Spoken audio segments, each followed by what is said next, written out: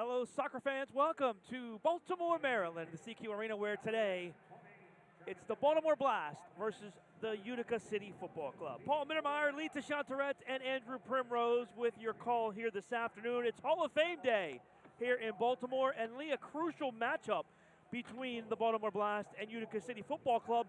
Lee, though, where has the Blast offense gone, averaging just 4 goals a game over the last 5? Yeah, so I think Danny hit it yesterday or on Friday after the Milwaukee game.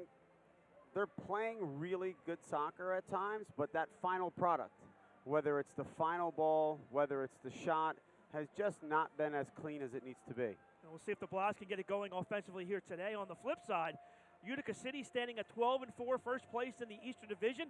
The pride of the Eastern class of the Eastern Division right now, they have been averaging 7 goals a game. Andrew Primrose, what has been the keys to their success offensively? Well, yeah, you mentioned it, Paul. Utica City, explosive offense so far, 7.3 goals a game. They're plus 36 on their goal differential, which is the highest in the division. And that's come from a number of places. Bo Yelovak has been unbelievable lately. He's got a 6-game point streak.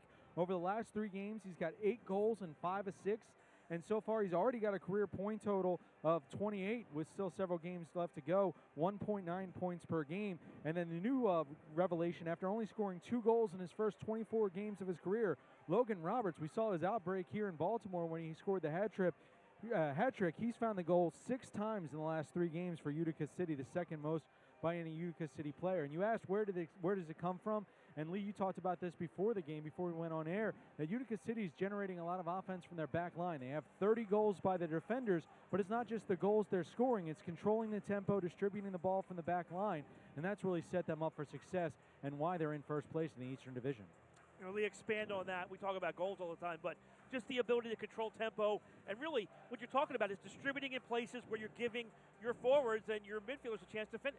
Yeah, so there's a couple facets to that. It's not just necessarily distributing to your forwards in places where they can be effective, but they move well after they pass the ball. So they're not allowing easy double teams.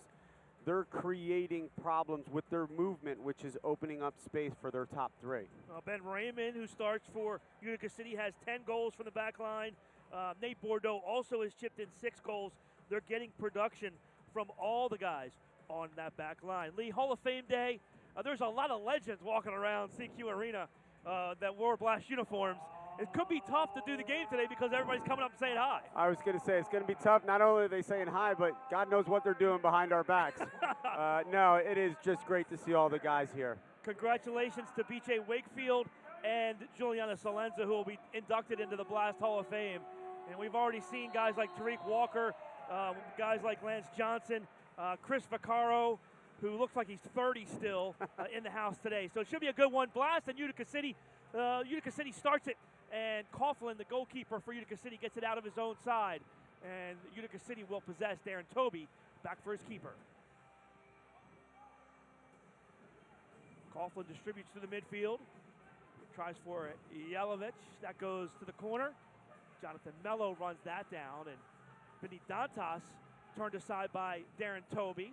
Donatelli deflects it in the box. It comes loose right into the hands of William Vanzella. Oh, there was a bad change here by Utica City. Let's see if they can take advantage of it. No, instead Diesel goes down in the corner, and Ubi Parapovic able to recover. Yelovich quickly into the Blast side, and Vanzella makes that save. Quick distribution down the field. Nice settle in the corner by Vitale. Blast, though, will control. I like what the Blast is doing early here, Paul. They're really looking to get quick transition once they win the ball. They've had 2 times where they've had numbers up already, and it's just 2 minutes into the game. Dos Santos, he kicks it along the boards. Good job by Jeremy Brunelli to keep it alive, and Juan Pereira has it far side. Pereira looked pretty good in Friday's game, returning from injury. Yeah. Go ahead, Lee. So I was going to say, surprisingly, after being out so long, I thought he was much sharper than I had expected. Really now for Vanzella. William to the corner. Guernsey. The ball kicked away from Pereira, forced back, and Vanzella handles quickly for Jeremy Raley. Pereira far side. Oh, Jawan around his defender. Off the boards, that's blocked. And a kick out here, a defensive clearance from Utica City, so it'll be a top of the arc restart for the Blast. And Lee, we talked about the Blast offense. How about getting some production from the set pieces? Really struggled with that on Friday. Yeah, so looking at the film a little bit and talking to Danny, he wasn't pleased at their decision making. You give them a few options and they've got to pick the right choice. There's Dantas to preside. Vinny drives it over the wall, hits the crossbar, and bounced high into the air. Mike Diesel positioned himself on the edge of the wall and ducked away at the last minute, and Vinny had an open shot at the net, just a little high. Yeah, Quality but scoring chance there, Lee. it is, but I'm not necessarily sure, guys, that that's what Danny wants. You have a numbers up somewhere. You've got to take advantage of it. If you hit that shot, you've got to make the keeper make a save. Toby off the boards on the kick in, stolen away. Toe poke by Dantas is kicked away by Darren Toby. Off the boards in front for Tavernisi. And Dos Santos steps in there. Double team along the boards. Good work to get it free.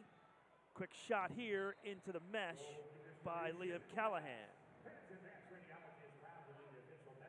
Goalkeeper distribution for William Vanzella. Vanzella, starting goalkeeper for the Blast. 8 and 6 on the year, 4.47 goals against average.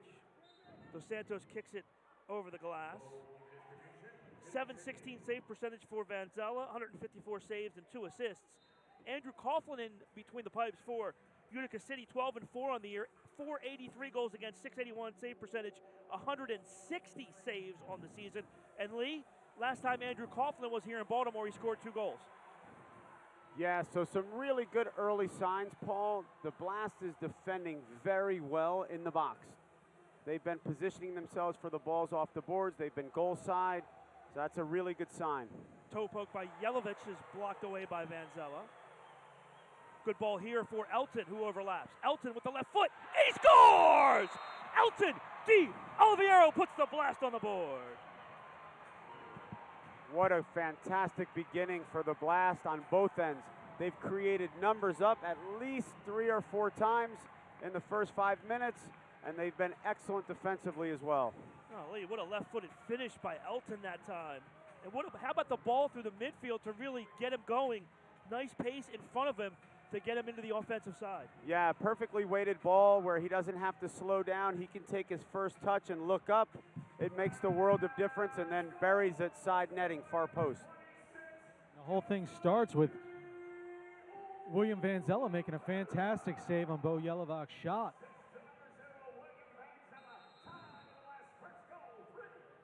Actually, Vanzella credited with the assist. Thought somebody touched that to Elton, though, after the save. And I didn't see who it was. We'll have to take a look at that again. Ubi Parapovic now, as Utica City looks to respond. Other thing you talked about, Lee, on Friday night was how quickly, once the Blast got on top, 1-0 and 2-1, how quickly they gave it back. Yeah, and I'm sure that was an emphasis for Danny in the locker room. Oh, here we go. Mistake here by Coughlin, and he dodges the bullet there. The ball went under his foot. Just trying to make it interesting. Daru. Good defense by Dos Santos there to recover. Tavernisi, nice touch for Daru. Cut off by Dos Santos. Here's Darren Toby now. Ubi Parapovic. Bad touch there. Very uncharacteristic. He's very sharp on the ball. Well, that's the thing that stands out to me in this game, Lee. Utica City not as sharp as they were to start things in the game 2 weeks ago.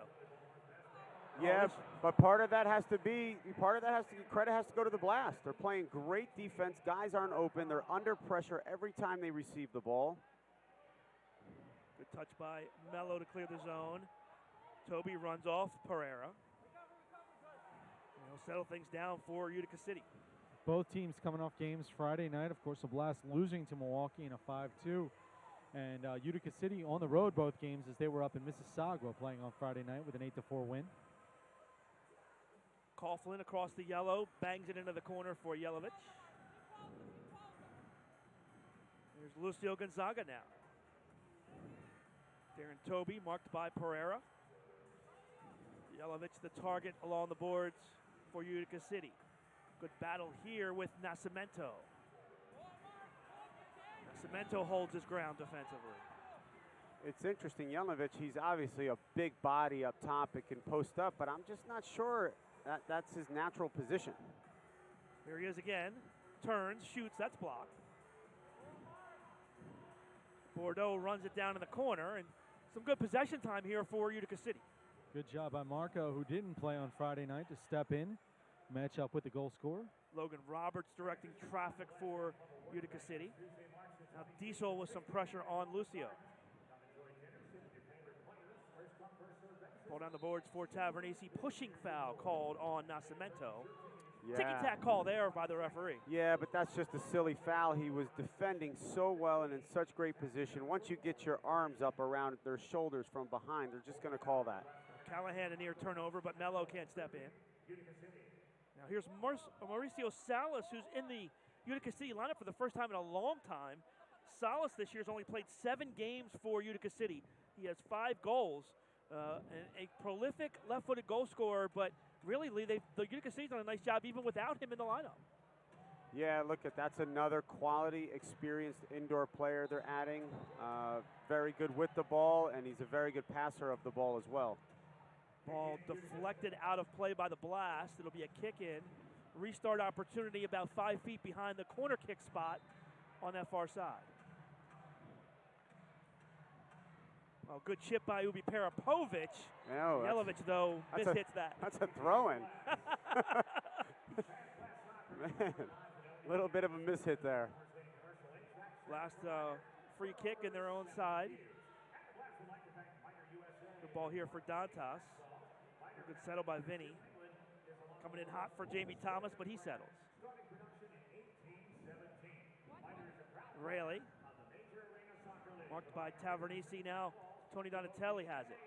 In the corner for Dantas. Vinny turns, tries to go off the boards. That's blocked. And what's the call here? Foul on Dantas. I think they called straight foot there. And it'll be a free kick for Utica City.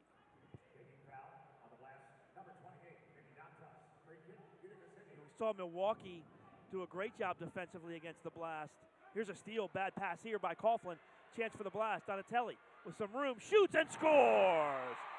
Tony Donatelli doubles the lead for the Blast. So, Paul, that goal was scored because Tony, who wasn't the immediate pressure on the ball, pressed the opposite defender into a turnover. And he actually, Lee, got some space on the counter, because when you get an unsettled situation, no time for the defense to get back and set up shop to block shots. And Donatelli found some time and room. Nah, that's a great press. What they were not doing, rotating that opposite guy against Milwaukee, they did here and got a great goal off it. Great to see Tony Donatelli back on the score sheet. He has struggled lately.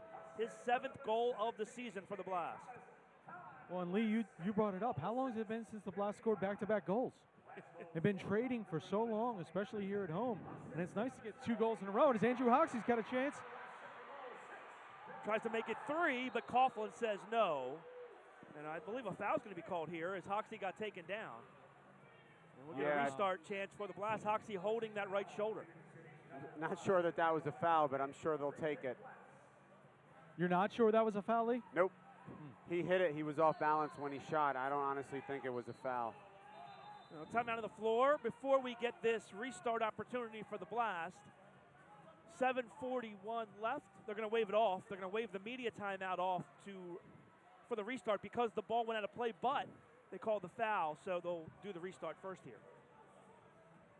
Here's Mello, who will preside. 2-man wall for Utica City. Mello into the box. That shot blocked. Heads up defensive play there by Raymond. Interesting scene behind the scenes is the Utica bench was very upset that the Blast substituted there. Ordinarily they wouldn't be able to substitute, but because the ball went out of play in the continuation, they weren't able to get a substitution, even though the ball was the foul was called. And Utica City looking over, arguing that with the officials, but understanding that that was the right call. Lucio with a drive at the yellow line, and Vanzella snags that. Ball around the turn, an easy play for Coughlin. Nice defensive job there, and a quick run out for Salas. Salas taken away by Diesel. Oh, Tony Donatelli. Yeah, Donatelli ahead of the field. No one saw him. Here's Hoxie. Tries to work around Raymond. Coughlin kicks it into the midfield, and Diesel will field it there for the Blast. Well, immediately, the one thing you can tell is the energy down on the field is completely different than it's been. It was completely different than the last time these two teams played here in Baltimore, and then very much different from last night's game or Friday night's game against Milwaukee. It's more energy. The Blast are running. They're under control. They're picking each other up. It's a whole different environment. Yeah, big statement game here for the Blast. They're 2.5 behind Utica City in the division. This is a big swing game. If they can win today, they move within a game on the loss column and a game and a half overall. But if you lose with only 8 games left, you find yourself 3.5 back. Well, and I will say this, with the way the playoff format is set up now in the Eastern Division, with a 1-1 game, it's not as big a deal whether or not you're that 1 seed or the 2 seed in the playoffs for the division. The big one's going to be getting that home game in the Eastern Conference Finals. So Utica City's got a lot to play for. Only 1 game up on, or 1 game behind Milwaukee in that. Well, the Blast. Great breakout by Thomas. He missed him.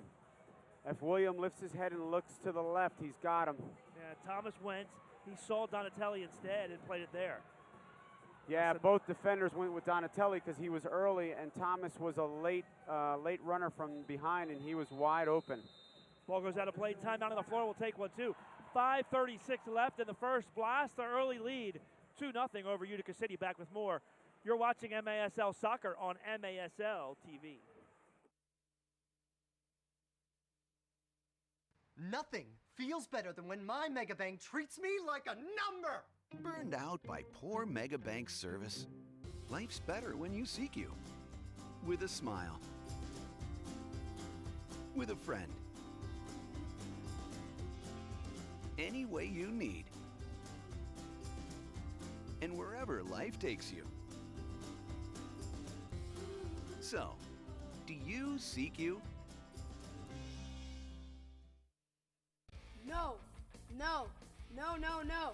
Jack, can I talk to you? I think you need one of these. You're acting like a kid. Yes! Yes! Yes! Have a blast and score big at Antwerpen Automotive. Jack is saying yes to every deal on all new and pre-owned vehicles. Plus discounts up to $15,000 and no payments for 3 months. Now at all 10 Antwerpen locations. Jack says yes!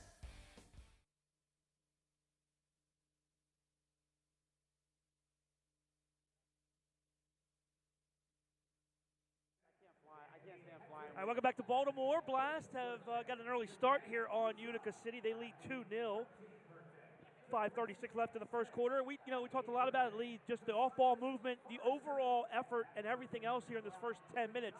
So much different than what we saw on Friday night. Without a doubt, it's one of the things. It's one of the concentrated conversations I know that Danny had with these guys was their movement off the ball. Well, not only a lot of Blast legends in the house, just got a text from Pete Caringi, UMBC soccer coach. He's in the house as well for PJ and Jules tonight. Pete has been a mentor and kind of a second father to a lot of these guys here in Baltimore. Pete's a great guy. They call the foul here. Man, Ubi Parapovic was going down pretty quick there. He was going down before he was touched. That just didn't look right. I mean, he was going down. He tripped over the ball and was going down. How about that? Right on goal, and Vanzella has to fight through the screen to make that save. Great breakout here. Dantas has it chipped away. Good defensive play there by Ubi Parapovic, and a 3-line violation. So we'll get a restart here at the yellow line for the Blast. Once again, what great commitment to breaking out, right? 2 guys making crossing runs, causing a little havoc. I never, and Lee, I know you're a big hockey fan too. I never understood why there was not much more of that screening game in the MASL. Getting in front of the keeper and making it tough for him to see. Oh, there's a drive. They tried for Diesel. A little bit. I mean, it's good when you know somebody's going to take a shot, but you also can't take yourself out of the play position, and not be an option. Right, so hockey's a little bit different in that manner. You can still be in the play and screen It's a little bit tougher here at times to do that. What about like on power plays though? Yeah, absolutely. No, at power plays, I know Cleveland used to do it. St. Louis, they would run someone across the face of the goalie as there was a shot being taken. Here's Mello. It's a deflection off of the ball out of play, so restart for the Blast. Elton with the drive. Coughlin gets a foot on it. Dantas' shot is blocked. Blast regroup. I wouldn't want to be Logan Roberts right now. Vinny had full wind-up on that. Little bit different than the Milwaukee first quarter where they had possession but not a lot of shots. Right. They're letting them go. Balls off the board, shots from a distance. Oh, good deke there by Pereira. He goes down, no call. And now they'll finally blow the whistle here. Here's the replay on this ball here, and then it wasn't a lot of contact, but he did go down. Obstruction there. It looked like a foul. Yeah, it did, didn't it? I don't know if it was a foul, but it looked like one. By the way, what's the over/under on handshakes today? Oh my God, I'm sorry. I keep popping behind me. I don't get to see these guys that often anymore. Ball to the corner. Tavernisi wins that. Oh, good back heel by Ubi Parapovic. Elton clears. Raley. Back for Elton. That's blocked. Good step in to recover against Tavernisi by Di Oliviero. Elton sweeps it out of the zone. Foul call or pushed in the back. This one's going to be on Vitale. All the Milwaukee boys are in the house since their flight was stopped by, and man, tough. Yeah, usually you expect a big snowstorm, but they said no wind. Yeah, that wind will get you every time. Yeah, it's worse than snow, to be honest with you. I saw a graph. We're talking about Milwaukee. I saw a graph of some of the winds on the Great Lakes today in that area, 50, 60, 70 miles an hour. Wow. 20, 30-foot waves on the lakes. It's crazy. That's what happens in February, though. That's what happens when you live in Milwaukee. Tripping foul here on the Blast. Now, I like this, Paul. I like the fact that Adriano is into the game. When he's like this and he's engaged and he's into the game, you know he's going to have a good game, and you know it gets the other players. He riles the other, absolutely riles the other players up. Lucio for the target, Yelovich. Good ball back for Toby. Now Lucio again, kicked away by Raley. Callahan. Coughlin. Here's the Yelovich, runs it down again as the target, plays it off the boards, but Raley's right there for the Blast. Good hesitation move by Jeremy. Thomas gets pushed off but recovers. Now DeRue will pressure for Utica City. Thomas with a good turn. Good recognition there by Jamie to see he had some time and space. Yeah, but he needed to get a shout earlier from his teammates because he actually could have turned and taken it up and created some numbers. Turnover. Thomas gets a foot on it, but he can't strike it well. Off the half volley, and he puts it up over the glass. Ball had too much backspin on it. He was trying to wait for it to come down so he could get over top of it and just wasn't able to reach it. Distribution here for Andrew Coughlin. Still, one of the all-time stats from the last time these two teams played. Andrew Coughlin scored more goals as the keeper than he gave up in the game. I don't know how many times you'll see that in a soccer game. That's a really good sign for a team. They're having a good night if that's the case. All right, so this one goes over the glass, the Blast defensive end. So Manziel with the distribution here. Once again, not sure why he takes a drink. Because he can? I always think it's funny. Like, if you're getting gassed from being in goal, there's a problem. Now, Lee, wouldn't it be up to the team captain for Utica, though, to kind of make a comment about that? Either the captain or the coach would have to say something. I guess you're always worried if you're the coach or the captain that maybe your guy wants that too, right?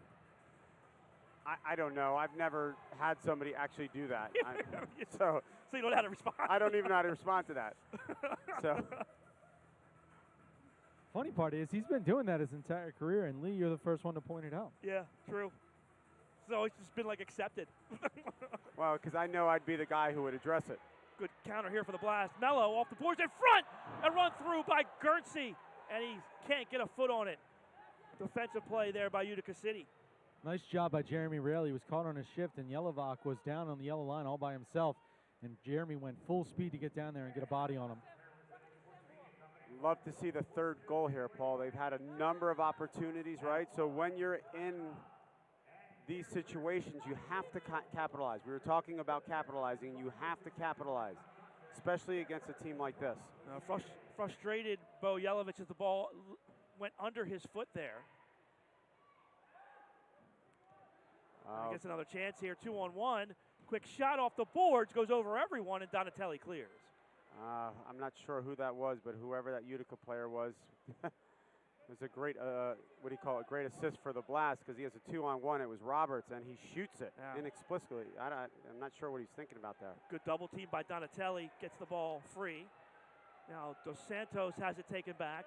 Yelovich has stopped playing and is just screaming at the official face-to-face. For a good 30 seconds, he stopped playing. And now he's going to get a call. Now that has to be a card, right? That's got to be a red card. That has to be a card. You just can't two-hand push a guy to the ground, can you? I'd have to go to the rule book, Paul. I mean, come on. It's gotta be a blue card. It's not a red card. It's just a push. This has to be a penalty, right? You would think. Some sort of penalty.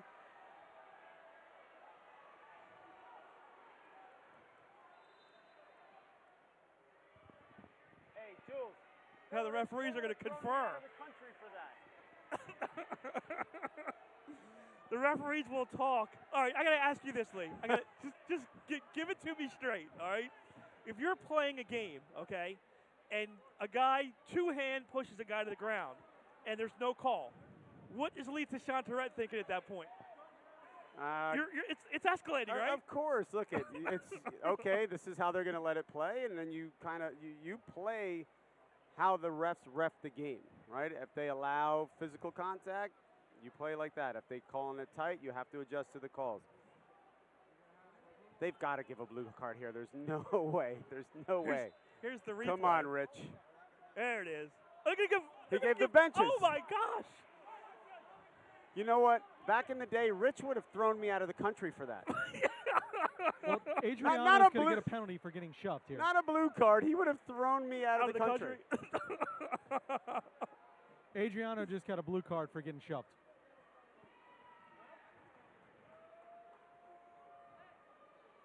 Wow. So both teams now at their benches. Vanzella talking with Ryan Hall.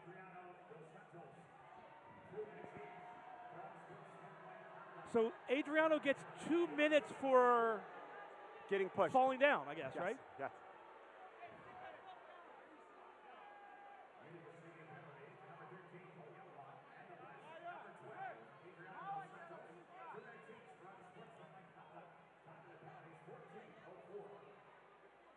Last minute of play here, 14:04 time of the penalties, 2 minutes each. Yelovich and Dos Santos.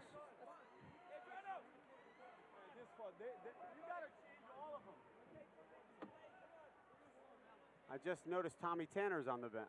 Tommy. Oh yeah, for Utica City. Yeah, for Utica City. I haven't seen him in years. And I guess they called a foul on Dos Santos, so it'll be a free start here for Milwaukee, or for Utica. I'm blown away. Something had to happen there that they gave Adriano. The conversation to Adriano was, we gave you the benefit of the doubt on the foul earlier down on the field. What foul? The one down here in front of the box where he got into it with the bench. Well, that would have been like a 5-minute yeah, it's misconduct, unbelievable. right? But he didn't really get into it. He was just talking to the official. No, he definitely got into it with Tavernisi, and there was an exchange of words. And I mean, it was not pretty, but I mean, I didn't realize you could give a blue card later for that. Especially when you get pushed to the ground. Right. All right, so here we go, 4-on-4. 25 seconds left in the quarter. Lots more space here for both clubs. Ubi Parapovic drives it right into Pereira. God, he's had a rough couple days, hasn't he? Juwan took one for the team there. Juwan's getting beat up, man. Come back from injury and get hit that much. And Ubi can smack the ball. We heard that all the way up here. Yeah. 5 seconds left. Lucio can unleash from here. Shot and goal. Lucio scores just inside the yellow line with 0.9 seconds left in the quarter, and Utica City right back in it. Fans in Baltimore are unhappy, to say the least.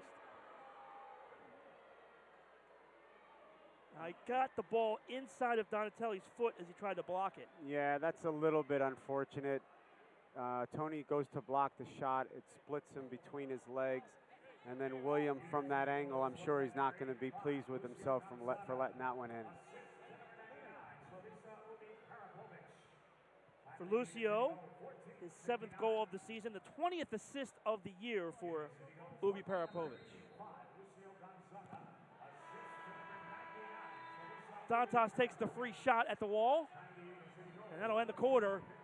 Big momentum swing here at the end of the quarter for Utica City. They get the goal with 1 second left, and it's 2-1 Blast after one. Back with more MASL soccer. You're watching it on MASL TV. Oh, it's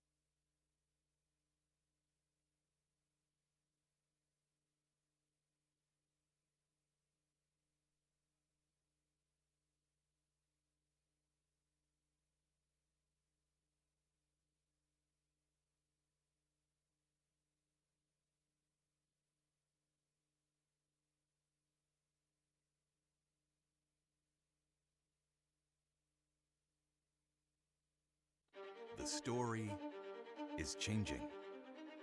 The words ever evolving. Bolder, braver. We are architects of opportunity, and what we're building is more than buildings. It's pride. College is capable of being more, and every day we're proving it. Welcome to the new TU.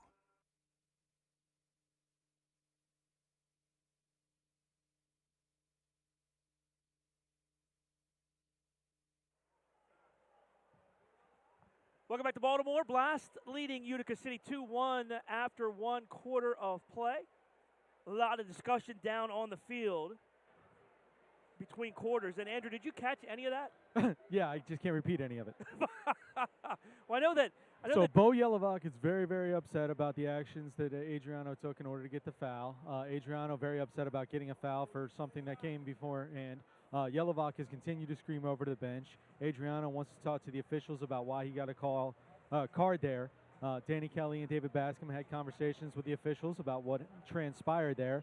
And then in the meantime, as you saw with 0.9 seconds left, Vinny Dantas wound up and took a shot there right into Joey Tavernisi, and Tavernisi did not appreciate that. Daru went over to tell him that he didn't appreciate that.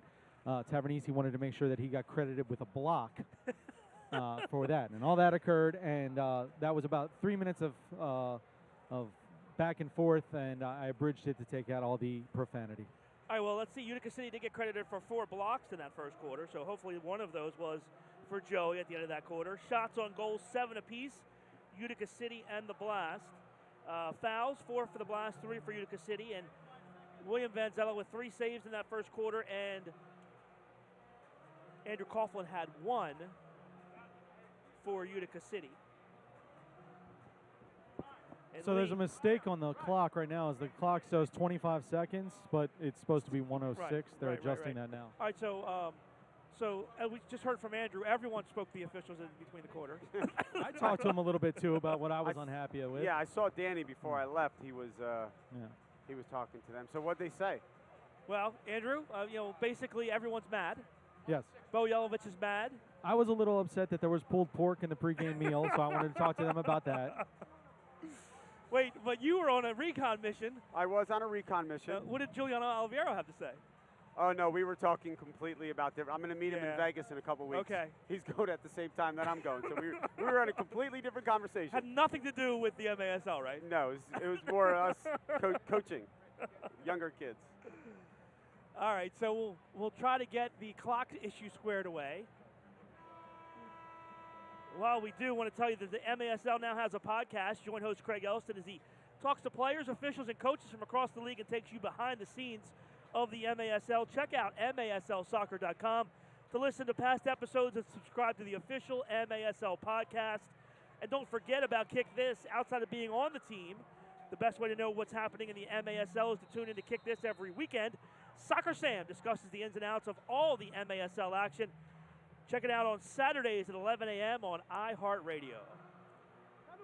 So, Paul, let's keep an eye on the officials, because what happened right there at the end of the first quarter, shooting the ball into the wall, they know tempers are flaring. That so was the other thing, Lee. Joey Tavernisi took exception to that, and he wanted to make sure he got a block for that. I did see him say right down the block. You got to get those stats. Well, I mean, if you're going to take one like that, you got to, right? Yep. Well, the funny part was is they were both prepping on the wall, and Vinny was looking over to him, and he goes, "It's coming, it's coming," and then he did it anyway. Well, there's really not much else you could do. Well, I mean, yeah, I'm not sure. It's a 2-1 game. 20 seconds left on the 4v4. Ball cleared. Donatelli to Rayleigh. Diesel with a good touch up ahead off the boards for Mello. Jonathan down the wing. Nice job by Vitale to cut him off and not give him a real good angle to shoot. So he'll pull it back out, and Blast will possess. Penalties are over to Dos Santos and to Yelovich. So both those guys are on the field. It's 5-on-5. And Yelovich out there, we'll see how he controls his temper, and same with Adriano. Salas marked up on Adriano down low. Santos leaves it for Thomas.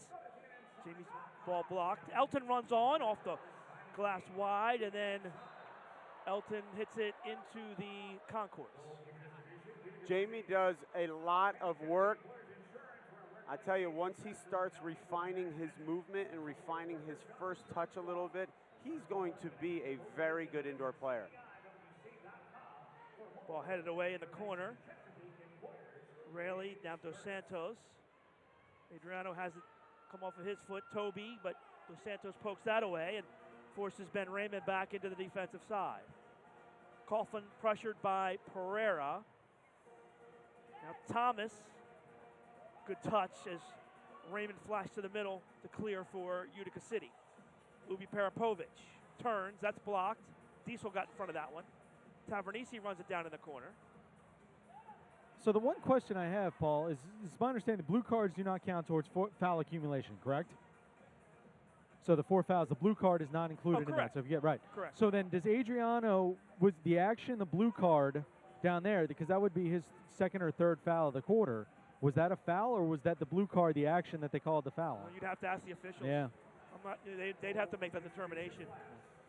Ball by Bordeaux put over the glass, and it'll be a goalkeeper distribution for William Vanzella. Yeah, that's a question.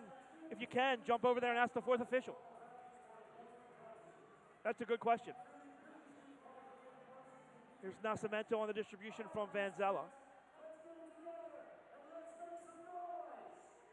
Now Diesel. Here's Mello, marked by Callahan. Diesel to the corner for Dantas. Double team comes, gets it back for Diesel. Mike's shot just over the bar. Coughlin got a hand up, but ball went high. Mello, Dantas, Vinny far side, Donatelli off the boards, and Lucio clears. That's a dive. That's Lucio did a good job. And that's exactly what the call is going to be. Lucio did a good job of. So he got him. Yeah, so he got gave him. Embellishment. He gave him the embellishment warning. Good for you, Rich. Restart here for the Blast. Well, now they've got to get it in the right place. He got the call right. Now they've got to move it to the top of the arc, not the top of the three-point line. It's always a variable there, Lee. Yeah, 6, 7 yards. Mello's drive, that's blocked away. There's Vanzella. Oh, nice feed in the middle for Donatelli. Tony, good ball to the wing. Here's Mello. Mello, crossfield. Donatelli with the left foot. Couldn't stay on top of the ball. And a goalkeeper distribution for Coughlin. Lucio threw Tony off there. Tony thought Lucio was going to get a toe on it, and he threw him off a little bit. Salas with a drive off the glass. It's cleared. And we'll get a defensive clearance on the blast. Guernsey.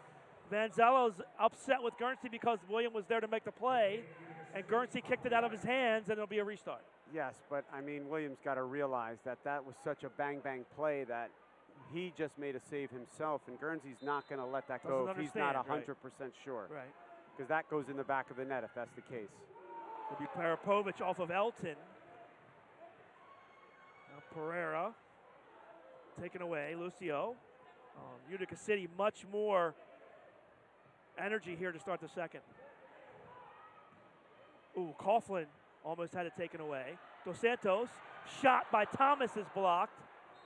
This will be a restart for the Blast. Absolute great pressure when they lose the ball in the offensive, or in, Utica's defensive third. They've had at least 3 excellent opportunities off of defensive pressure. Ubi Parapovich gets into it with Adriano. I don't think they like Adriano. Well, come on. You're doing a broadcast with the guy that was the all-time. You hate him if he's on the opposing side, but you love him when he's playing for you.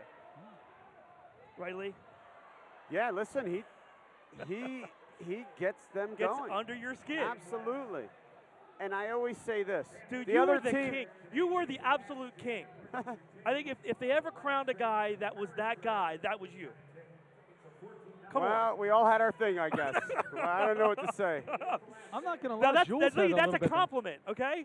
Yeah, listen, it wasn't intentional. It was just one of those things that happened. No, it's not intentional. It's the way you play the game.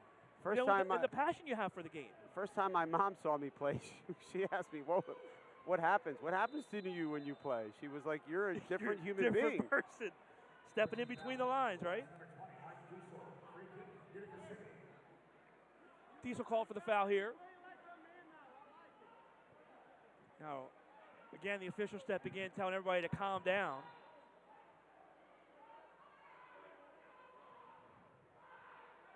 Toby. Salas. This walk to the locker room is going to be fun, guys. Here's Daru. The benches are now screaming at each other. Well, I mean, Pereira shins it back to Vanzella. Nelson Santana special.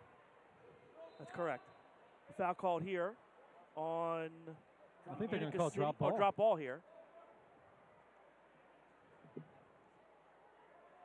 Yeah, Rich has seen this before. He's just trying to keep this really tight right now so nothing explodes. He has to. I mean, not even the drop ball here is going to go unchallenged. Now foul called on Dantas. He called it on Nascimento, which is good because I believe Vinny has 3. Oh, check that, yep. Good ball from Coughlin here. Yelovich. Walked by Diesel. Toby. Passes for Lucio, comes off the field. Thomas with some pressure. Recognized the change. Was able to force the ball off of Lucio's foot. They get it back. Some miscommunication here, and that's unfortunate. If he didn't get his hands up, he would have been able to pick that ball up and go. Foul on Guernsey. Lucio, bullet off the corner board.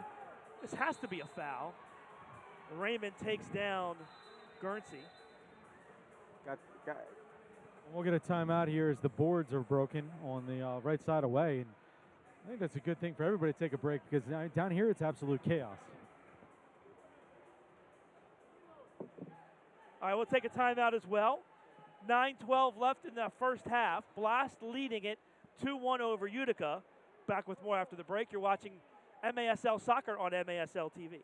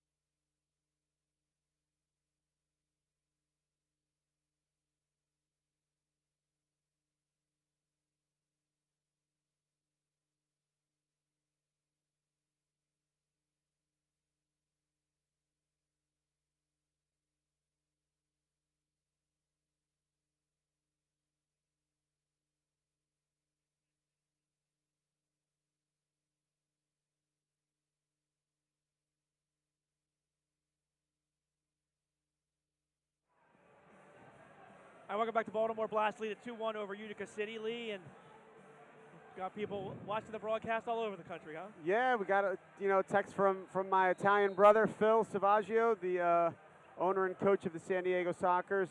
I'm sure he's doing his homework for whoever he faces in the finals. Doing a little championship series scouting here, huh? Yeah, Phil's Monterey, he's a smart man. He's a good guy. Hey, how about, and while we have a second, Lee, how about that? You talk about Phil and Sean Bowers out there in San Diego, the Landon Donovan, and get him into the indoor soccer game. Pretty big coup for them. Yeah, I think a great move. You have two guys who are ambitious in growing these games, and they pulled the trigger on a really big deal, and I think that's going to set a precedence for this league. Oh, great redirect by Raley from Donatelli, and Coughlin said no. Best save of the half. Here's a chance now for the Blast. 2-on-2. Mello with a great ball to the far side. Shot blocked away. Rebounds loose. Still loose. And comes through the box and cleared. Vitale goes down after the fact. And Jeremy Raley. So in that play, it was a missed handball on the block. Then Jeremy Raley was absolutely tripped behind the play, just taken down. Well, I think they're going to call that foul now. No, they called 3-line. Vitale took it down. They're called the 3-line afterwards. They don't say anything to Vitale for tripping Jeremy. And then the 3-line is what was called. So no handball in the box, no trip on Jeremy Raley. I'd have to take a look at that. That happened so quickly. I'm not sure I saw a handball. Well, off the boards in front, it's loose, and Callahan kicks it away. Pereira now plays it back for Mello. Is that the third time, Paul, where the Blast has been banging the ball around and it just won't go in? But they're taking a lot of shots. They're creating a lot of really good opportunities. Ball deflected. Nascimento steps back in, and finally the ball comes loose to Roberts. Roberts goes down, and Nascimento clears back for Vanzella. Dos Santos on the far side. Blast have done a really good job in this game of breaking the pressure. They struggled with that in the 9-1 loss to Utica 2 weeks ago, and they're really doing a good job tonight. Thomas gets drilled by Vitale. Is that like the fourth time that Vitale's fouled Jamie Thomas in the last 2 minutes? He's getting his money's worth. Here's Pereira now on the restart for the Blast. So just outside. 3 on Vitale. Just outside the three-point arc. Now Cemento a drive, and Coughlin saw that late. And lucky he was standing there, hit him right in the midsection. Yeah, good positioning, and then his defender did a good job of clearing it because he wasn't sure he could pick it up. Oh, that's juicy rebound there. Now Cemento. Back for Vanzella. Hoxie with a nice touch. It's the first time we've seen Hoxie in a while. Well, and I imagine we'll see him for the rest of the flow here, if not Ty Cipollini for a little bit, as Vinny is playing with 3 fouls right now. So look at Thomas, nice move down the wing, shot, oh, just wide. That is the first time in 5 games I've seen somebody spin someone along the board. There you go. Here's Hoxie. Touch back for Donatelli. Mello's got a step. Mello shoots. That's blocked. Now Coughlin's played well here in the second quarter. Now foul called on Guernsey. No, I think that was on Hoxie, and I honestly do not think that was a foul. Well, if that was a foul, then how was Andrew Hoxie getting tackled? Oh, no, it is. Yeah. It is Guernsey, and he did get him afterwards. No, he got him. He got him afterwards. I don't think Andrew touched him at all. Nope. Andrew's just in the vicinity, and he's big, so I thought it was him. I went with the big man syndrome. Toby plays it around the turn. Tavernisi knocks it away. It's loose. DeRue turns. That's blocked. And Blast can't clear. Mello tries to get it out, but he can't. Ball comes off the turn. Guernsey gets a foot in there. Good give and go, but too far now, and Vanzella is able to gobble it up. Blast makes some changes, and Vanzella gets it off just in time. Dos Santos off the boards in front, and a deflection off Thomas. A goalkeeper distribution for Utica City. Once again, Thomas's work rate is fantastic. Now, timeout on the floor. We will keep it here. Blast want to thank Miter for providing today's match balls. Miter, founded in Huddersfield, England, among the world's oldest sporting goods brands, starting production back in 1817. MITRE is a proud partner of Major Arena Soccer League, providing arena-specific match balls to both the MASL, MASL2 as well. Lee, no scoring here in the second quarter. A lot of action, though. No scoring, but plenty of opportunities by the Blast. Well, you go back to Friday night, and kind of a dismal first half, but when they got it going in the second half Friday night, now they've really got the energy going here today, so they're making strides to getting back where they need to be. This is the most consistent that I've seen the Blast in probably the last 3 or 4 games.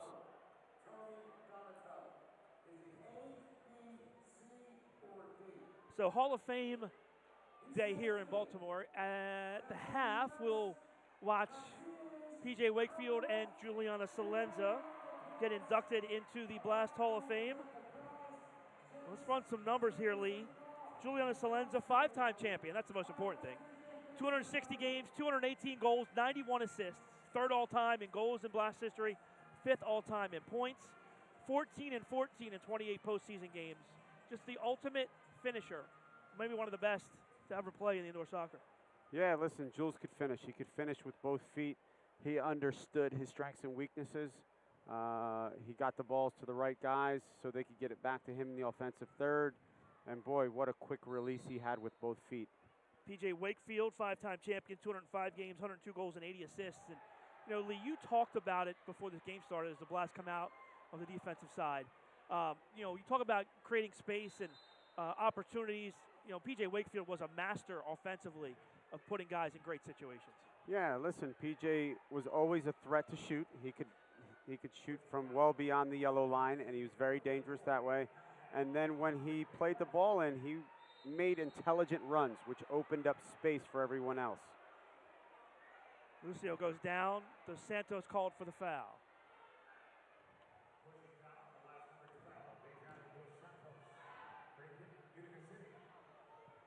Blast steal. Cemento turns. Finds Pereira on the far side. Pushed off by DeRue. DeRue gets called for the pushing foul. Juan got bailed out a little bit there. He should have played that ball down the boards. Little bit of an isolation up top. With the fouls on Dantas, Dos Santos now up top. When he's playing that point position, it's funny because I think if all things being equal, they would take him out. Right now, Nascimento. Marco Nascimento just misses, hits it under the crossbar and out. Yeah, that was like the goal he scored a couple weeks ago here, where he just took it 1v4, let it rip from the yellow line. Keeper just got enough on that. Got his fingertips on it. This is 3 lines. Well, Vanzalo a tough spot there. Nah, he's got to do a better job than that. He had plenty of time. He could have either played that to Mike Diesel or he's got to get that in. You can't make these kind of mistakes against a team like this. 4:57 left in the half.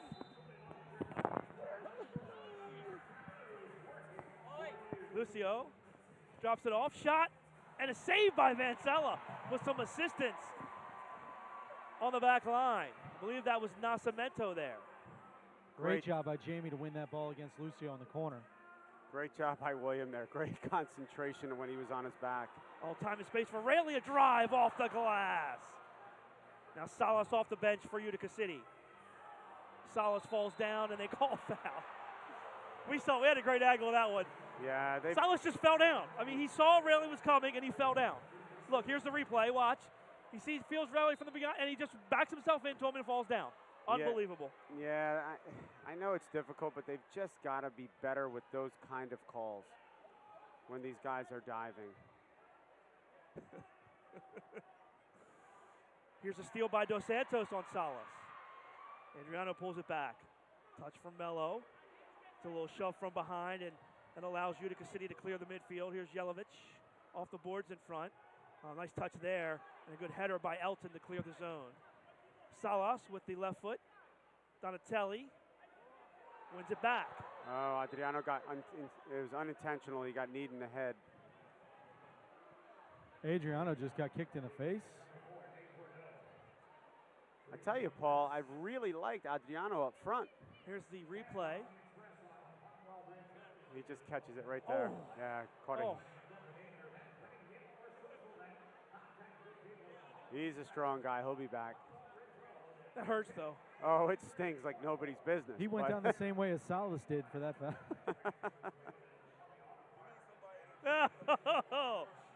All right, Michelle the Millwood parade stopping by. of legends continues. Wow. Let's see. We got Michelle Millwood. We got Looking Land. We got Dieter, Tariq. PJ Wakefield now in the house. PJ behind us. We Put got a good team together tonight. We got the Tell you whole what, crew. You could take that team right there that's behind us at this point, those and Mike Lookingland.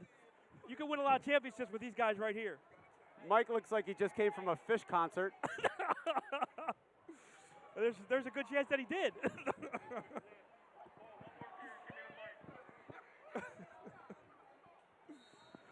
Ball in the Utica City defensive end is foul called here on the blast.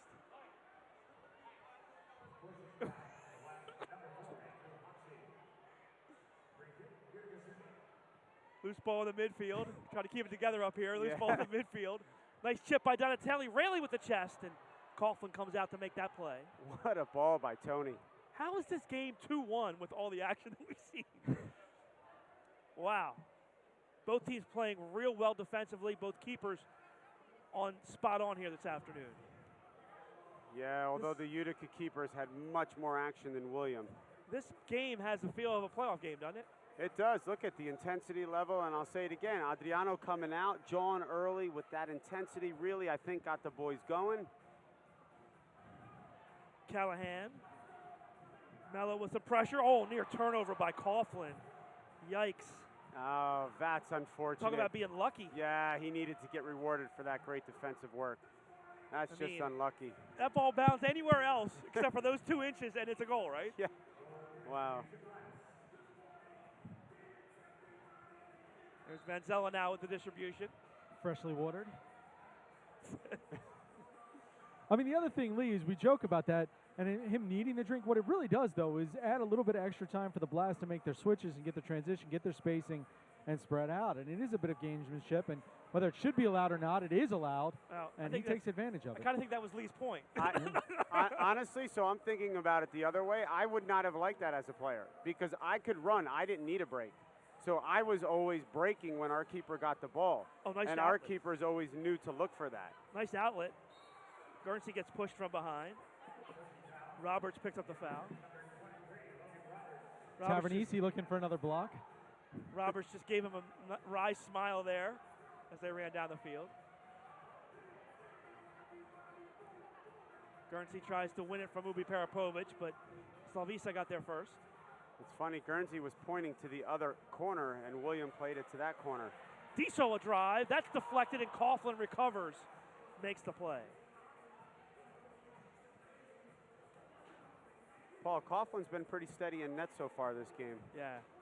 A couple of mistakes with his feet, but as far as saving the ball, he's done a very good job. Played an outstanding game here 2 weeks ago. Lucio settles now. Lucio the only goal for Utica City with 1 second left in the second quarter. Blast clear to the open side. Coughlin well off his line here. It's upfield for Yelovich. Lucio with some space. I want to give him too much here. You've seen he can score from that space. Approaching 1 minute to play here in the half. Yeah, but Juan knows him very well. Juan took away his right foot, forcing him left, knowing that's going to be a toe ball left three-pointer from that angle. DeRue battles with Nascimento. Foul called on Marco.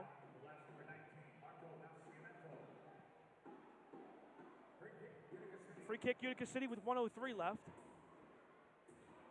Stay tuned at the half for the Hall of Fame induction ceremony. Also talk with David Bascom at the end of the half. Shot here by Lucio is blocked. Pereira comes over the top and heads it out of play.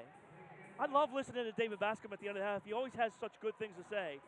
Kind of really nails it on the head. Oh, here's Hoxie. Space. Oh, big save by Coughlin.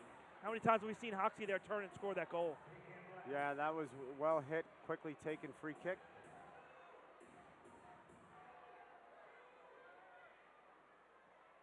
Oliviero got some space here behind. Run up onto it with Donatelli and Hoxie coming in front. Coughlin again sprawls out off the boards there to make that play. Did the Blast, do they have a timeout left? You get 2 now. Yeah, so I would have. In a game. I would have thought they. 2 in a game. I know Danny likes to save them. Yeah. Well, yeah, I mean, that's in a game like this, the scoring opportunity or the ability to have it late in the game. Toby. I agree with you there, Lee. That might have been one where you try and get that goal. Raymond kicks it into the screen. I keep forgetting about that rule that it's 2 in a game, not 2 and a half. 2 in a game, yeah. They changed that rule. Definitely become more selective with right? your timeouts. Manzella. Low liner for Hoxie. Toby steps in. Callahan follows. Ball knocked back. Dangerous spot here. Great pressure. And they're going to call Hoxie with the hold. Yeah. 6.9 seconds left. Not sure if there's time or not. You don't want to go 3 lines here if you're Coughlin. He does get the ball through. Callahan, one last chance off the boards, wide as time expires. What a half. Good battle between these 2 teams. Blast got on the board first, a couple of goals to get themselves the lead. Elton D'Oliviero early in the game from William Van Zel to make it 1-0. And then Tony Donatelli scored to give the Blast a 2-0 lead. Lucio scored with 1 second left in the half. That's where we stand as we watch the players leave the field. No, I like Danny Kelly, really smart move there. I like what Danny's doing here. Yep. So what Danny did was he stepped in front of the players and said, let them go first. They walked down the same tunnel both ways. So the Blast held up, let Utica City go, dissolve some of that tension. Smart move by Danny Kelly. Now there you go. Players have gone back to the locker room unscathed. There was no fisticuffs at the break. That's always it's always a plus when you can have that happen at halftime. And let's set it down now. Andrew Primrose is standing by with Blast assistant coach David Bascom. We're getting set up here. We're running a little late on the setup. Fine. David, I know you want to get back into the locker room with your players. So a physical first half. These 2 teams, this 3rd game you played here, 5th game overall in the season. Physical first half. Is that what you expected to see from this game? Yes, definitely. You know, I mean, you're looking at a team that's with a 12-4. I'm not even sure the record, you know. And it's a team that's going to come in. They're going to try to, you know, take over the game mentally and physically, right? So we knew that the battle was going to come. We're also looking at us, you know. I mean, we lost the other night. You know, we had a day's break. So now we have to show. We have to, embed our will on the game. Yeah, we're doing well. We're creating good. Good execution. We just got to finish. So you talked about that. You just got to finish. We talked about this in the last interview that we did on Friday night. Why are you guys not able to finish? Still only 2 goals here. You're winning, yes. You're playing much better. But why? What is missing for those finishes? Yeah, I think one of the is having that extra player in forward. You know, so every time we attack, we want to make sure we're trying to get 3 guys, getting the guy in the box and getting the guy back post. And that's the thing. You know, once we get up a number in the box, it makes it that much easier for errors because another guy can slip in. So as long as we can focus on that, finish our chances, breathe, you know, and then we're looking at a team, you know, what been coming off, you know, it's kind of up and down for us, right? The consistency has to start getting back, and it has to start mentally. All right, well, fantastic as always. Great information. Thanks for taking the time. All right, then, thanks. All right, 2-1 Blast at the half. We'll take a timeout. We come back. We'll do our halftime ceremonies. PJ Wakefield, Juliana Salenza headed into the Blast Hall of Fame this afternoon. You're watching MASL Soccer on MASL TV.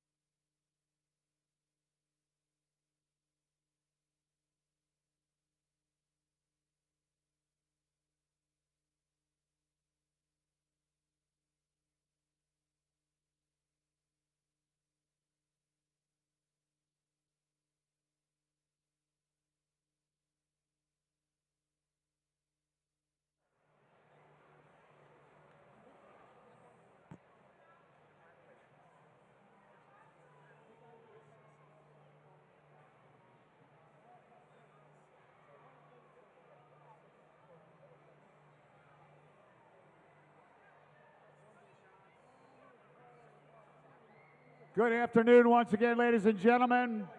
Welcome to our halftime Hall of Fame ceremonies. We'd like to welcome all of you to the Baltimore Blast Hall of Fame induction ceremony, where we'll be inducting our 24th and 25th members into the Baltimore Blast Hall of Fame, namely Giuliano Salenza and P.J. Wakefield.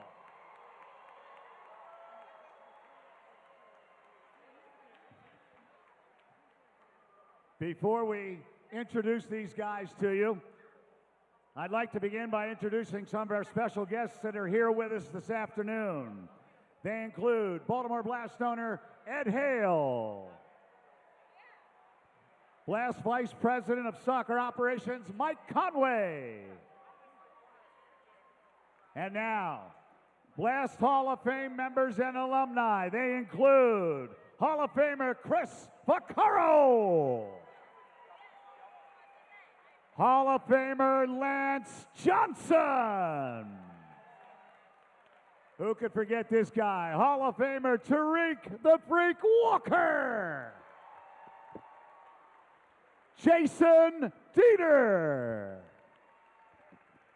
Mike Lookingland. Mike's not here. Longtime Blast head athletic trainer, Marty McGinty. Joe Cozio. Michelle Millwood. He's out there. Where's Michelle? He's up in the stands. All right. He's having a drink.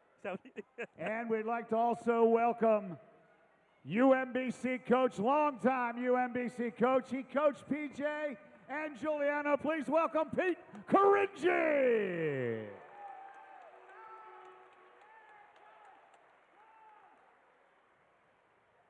I think we've got everybody. Lee Tashantret is up in the booth. He's also here representing your Baltimore Blast Hall of Fame. Right now, our first inductee is Blast forward number 4, Giuliano Salenza. Let's mention some of Giuliano's accomplishments. He was drafted out of high school by the Baltimore Spirit. He went to play at Essex Community College and then at UMBC under Pete Caringi. Here's some of his stats. He was the 2001 MISL territorial pick of the MISL draft. In 260 regular season games, he scored 309 points on 218 goals and 91 assists. In 28 postseason games, he scored 28 points, including 14 goals and 14 assists.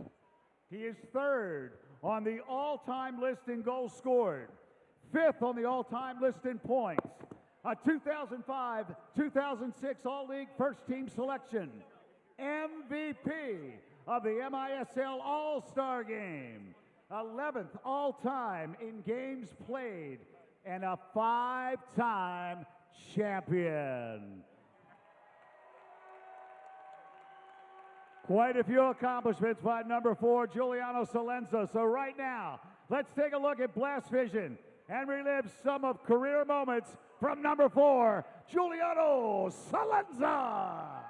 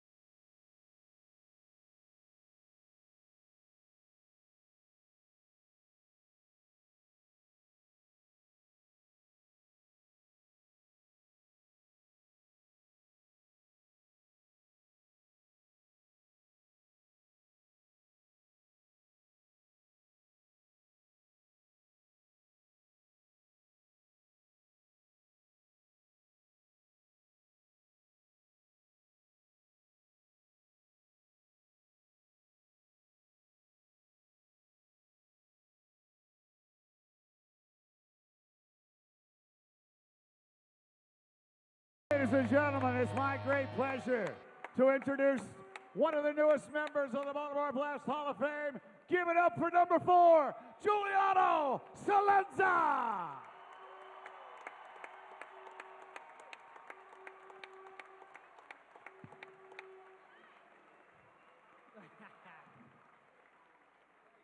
Thank you. Wow, those were some special memories. What I would do to go back to those memories. This is a tremendous honor to be recognized by the Baltimore Blast organization. As a young child, I used to ride the bus with my family from Hollandtown to come down and watch Paul Kitson, Stan Savankovich, Mike Stankovich, Tim Whitman play many games for my hometown. When I came down to the arena, I dreamed one day to play for my hometown, the Baltimore Blast. Well, thanks to Ed Howe and the Baltimore Blast organization, that dream came true in 2001 when I was drafted after finishing my college career at UMBC. I had a joy of playing in front of friends, family, and the #1 fans in the league, you guys.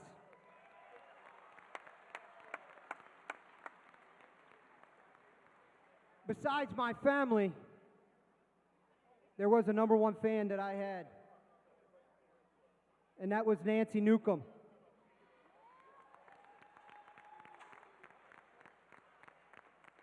Nancy, thank you for your support throughout my 11-year career. During my 11 years, we won 5 championships, the most memorable being our first championship in 2003, when we beat the Milwaukee Wave and came from behind from a 12-3 to end up winning 13-12. I'd like to thank a couple of my fellow teammates. Obviously, a couple of them are sitting here tonight with Tariq Walker, Lee Chashantret, Robbie Arisadimo, Danny Santoro, Jason Dieter, Lance Johnson, just to name a few, and obviously the #1 trainer in the league, Marty McGinty. I'd like to thank, obviously, the Baltimore Union for showing up tonight and your support. And my Gerstel family, singing the national anthem, and a couple teachers showing up tonight to support me.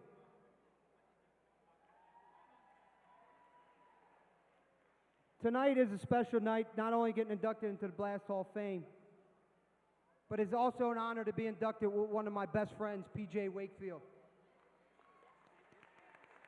PJ, we grew up playing together against one another, and it has been a pleasure to play by your side with the Baltimore Blast. All these people here are happy for you, but I know your biggest fan, Big George, up top, is proud of your accomplishments and is smiling down on you today. Congrats, buddy. You earn it. Lastly, I'd like to thank my parents, especially my mom, who was my #1 fan, who was at every game that she could be at. She has cheered me on my entire career. To my brother, my sisters, and their families, thank you for always believing and supporting in my dreams of playing professional soccer here in Baltimore. Finally, to my beautiful wife and my beautiful two girls here sitting by my side, thank you for putting up with my crazy schedule and the love for the sport of soccer that we now share as a family today. Thank you, Baltimore. Love you.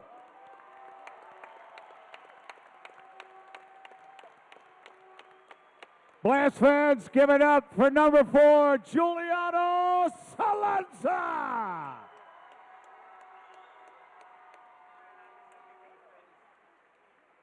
And now, ladies and gentlemen, our next inductee is blast forward turned defender, number 17, P.J. Wakefield.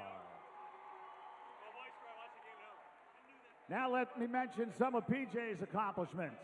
He was the 2002 MISL first-round pick in the MISL draft. was the 2002 MISL Rookie of the Year.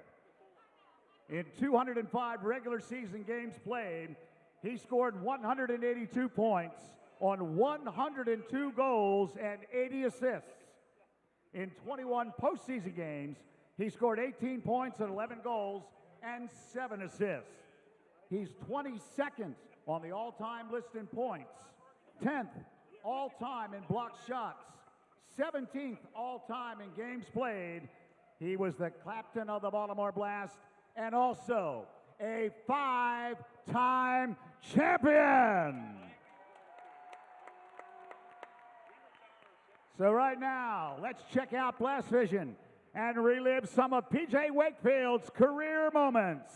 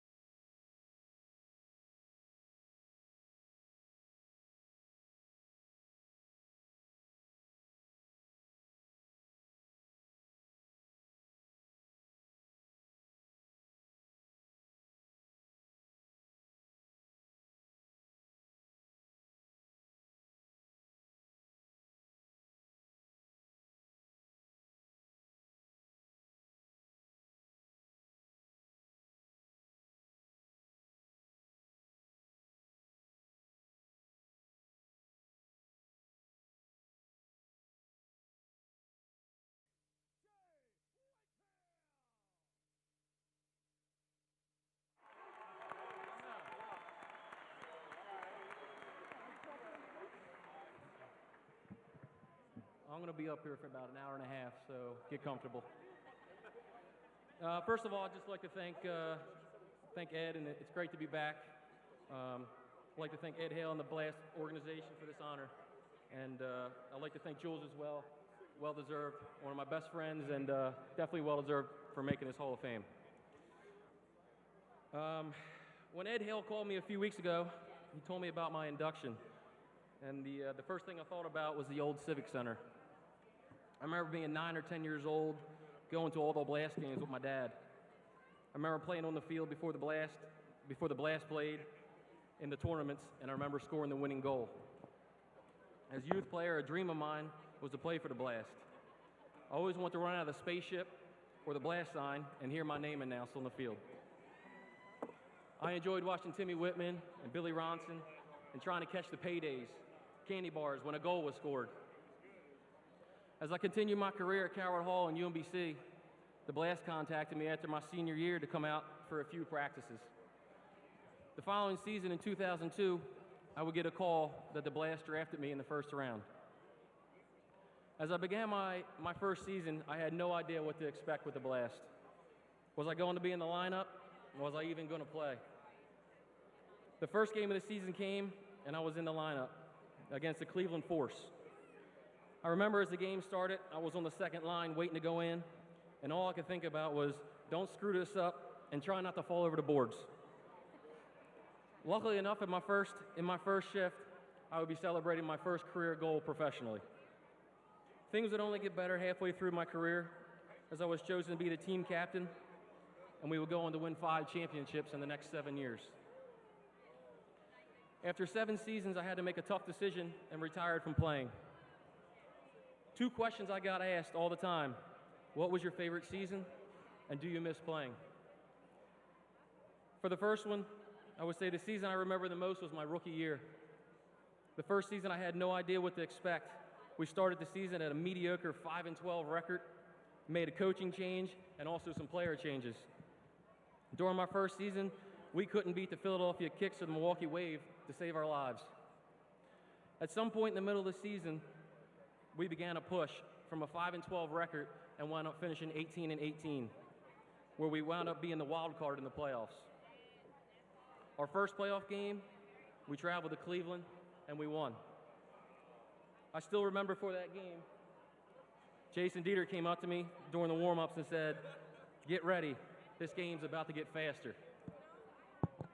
The following week, we would have to travel to Philadelphia, and as we know, we could never beat Philadelphia that year. We wound up winning. And as players, I think we all thought, like going to Philadelphia, that was the end of the road that year. We would again go on and win that game and get the opportunity to play the Milwaukee Wave in the final. Like usual, we traveled to Milwaukee in the first part of the series and got our butts whipped. We would come home to a packed crowd at the Civic Center and tie the series up. So back to Milwaukee we went for the final game on the road. With our backs against the wall, trailing 12-3, we would go on to win that championship 13-12. All these guys here, I'm sure they can relate to it, but the sound of silence in that arena as we all jumped off the bench and the look of shock on the fans' faces was priceless.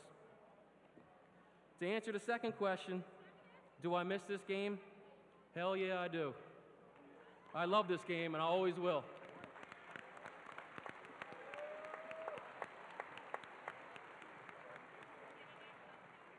I'd like to thank all the fans for all the support over the years. The Baltimore fans were the most loyal and #1 in the league for years. I'd also like to thank all my former coaches, Anthony Adams, Bill Karpovich, Sonny Askew, Pete Caringi, Timmy Whitman, Danny Kelly, and David Bascombe for getting me to this point where I am today. I'd like to also thank the Blast organization for giving me the opportunity to play professional in my hometown. To my mom and dad, to my dad, for spending countless hours going to games and practicing and traveling across the country, putting all aside his work. If my dad was here today, this would be my greatest accomplishment to give back to him.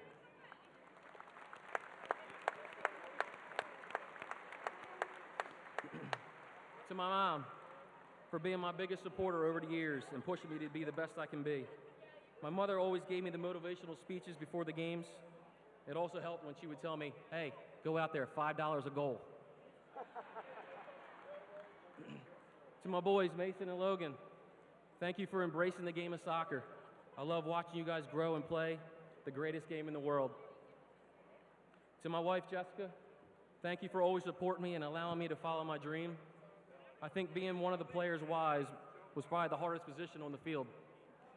Thank you for taking care of the kids while we traveled every other weekend to different cities, and for putting up with me when I was in a bad mood coming home from a loss. And all the times you helped me during injuries or drove me to the hospital. Thank you for joining me in this amazing ride. Lastly, I'd just like to thank all the groups that came out here to support me today. The Baltimore Union, Calvert Hall, UMBC, Our Lady of Hope, and the Baltimore County Police Department, and all the rest of my family and friends that are here today. Thank you.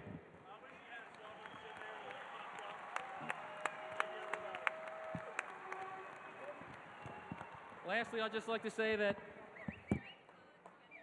I'm very proud to be a part of this long-time tradition of indoor soccer here in Baltimore. I miss the days of hearing celebration and taking that victory lap, slapping everybody's hands around the field when we won those games. Thank you very much, and enjoy the rest of the game. Thank you.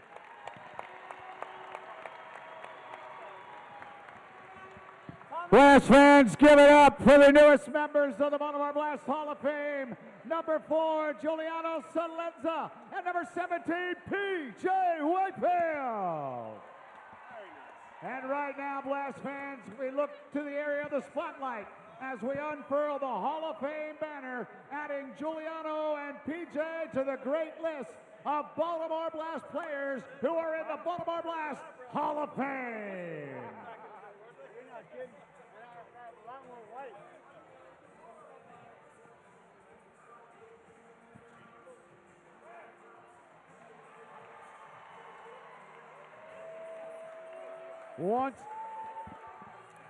And there it is, the halftime Hall of Fame introduction ceremony for P.J. Wakefield and Giuliano Salenza. We'll be back with the second half of the Baltimore Blast Utica City game in just a moment.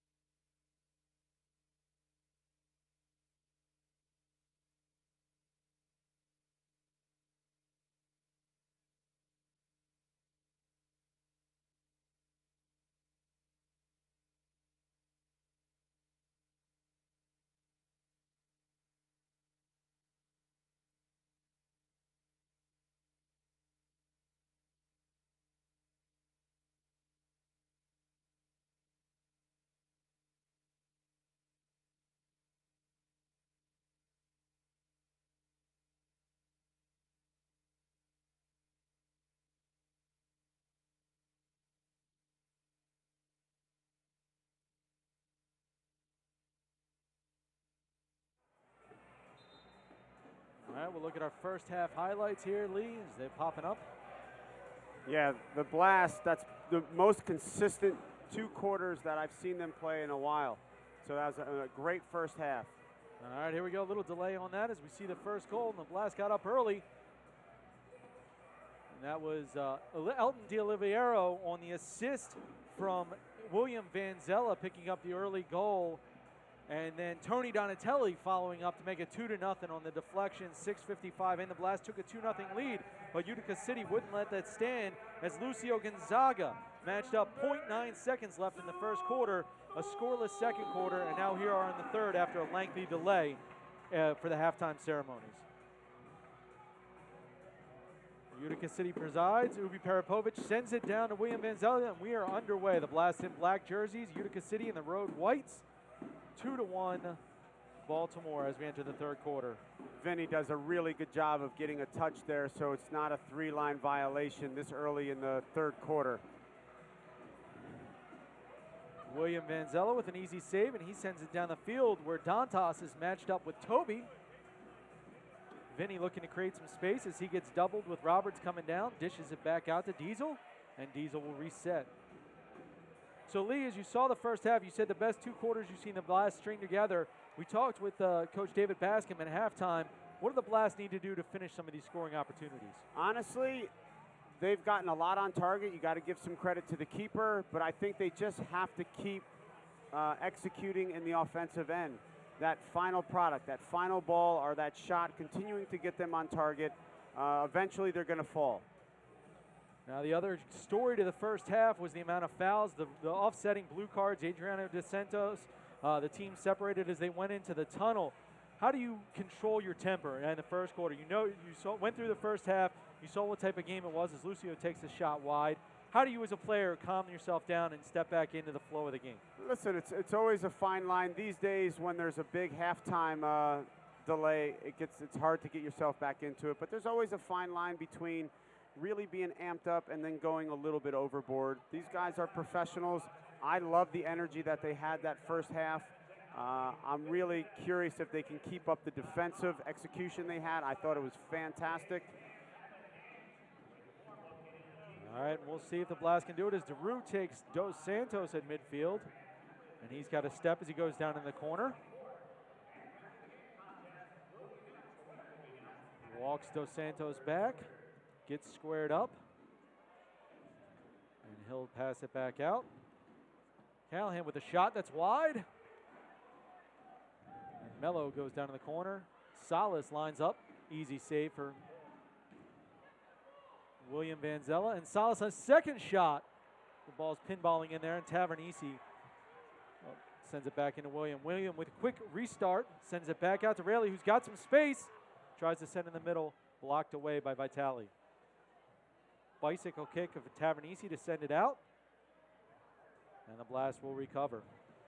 I would like to see the Blast continue to pressure Utica. Right there at the beginning of this quarter, was not happy with a couple of the plays there. Guys not coming out and closing the ball down quickly enough.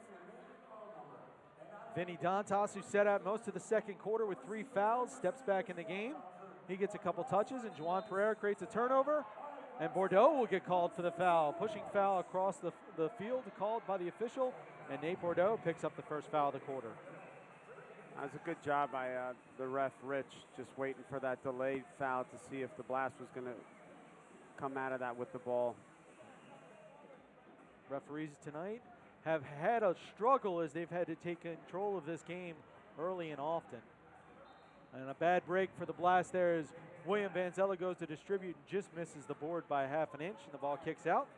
And Utica City will have a restart. Send it back to Andrew Coughlin, who sends it to the boards to Salas. Juan Pereira really has moved around. We talked about that on Friday and then early today, coming back after missing several games with a foot injury. And what have you seen from him so far, Lee? He's continuing to be active on both ends, defensively and offensively. He's creating some problems on the offensive end for them, so I want to continue as he gets taken down right there. I want to see if he can continue to keep that up for 4 quarters, or if he'll start to fatigue because he was out for so long.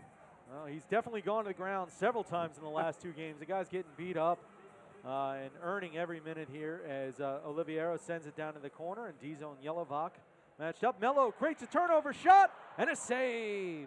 Oliviero with a shot. Raymond took every bit of it, and that'll be a 3-line deflection. We haven't seen that too often. Raymond took that shot from Di Oliviero, and it went 3 lines. That's how hard that shot was. Yeah, see, that's at least the 4th or 5th time that the Blast has gotten a great opportunity on goal from counter pressure. So they're losing the ball, they're winning it back. They've got to put the ball in back of the net. Those are the key moments. Mello presides over the yellow line restart. Mike Diesel skies it over the net. The Blast also seem to be struggling on the restarts, Lee. What have you seen on the restarts? They're doing better today than they did on Friday. On Friday, they honestly just were not making the correct decision. I think they're making the correct decision today. They just got to get a few more on target.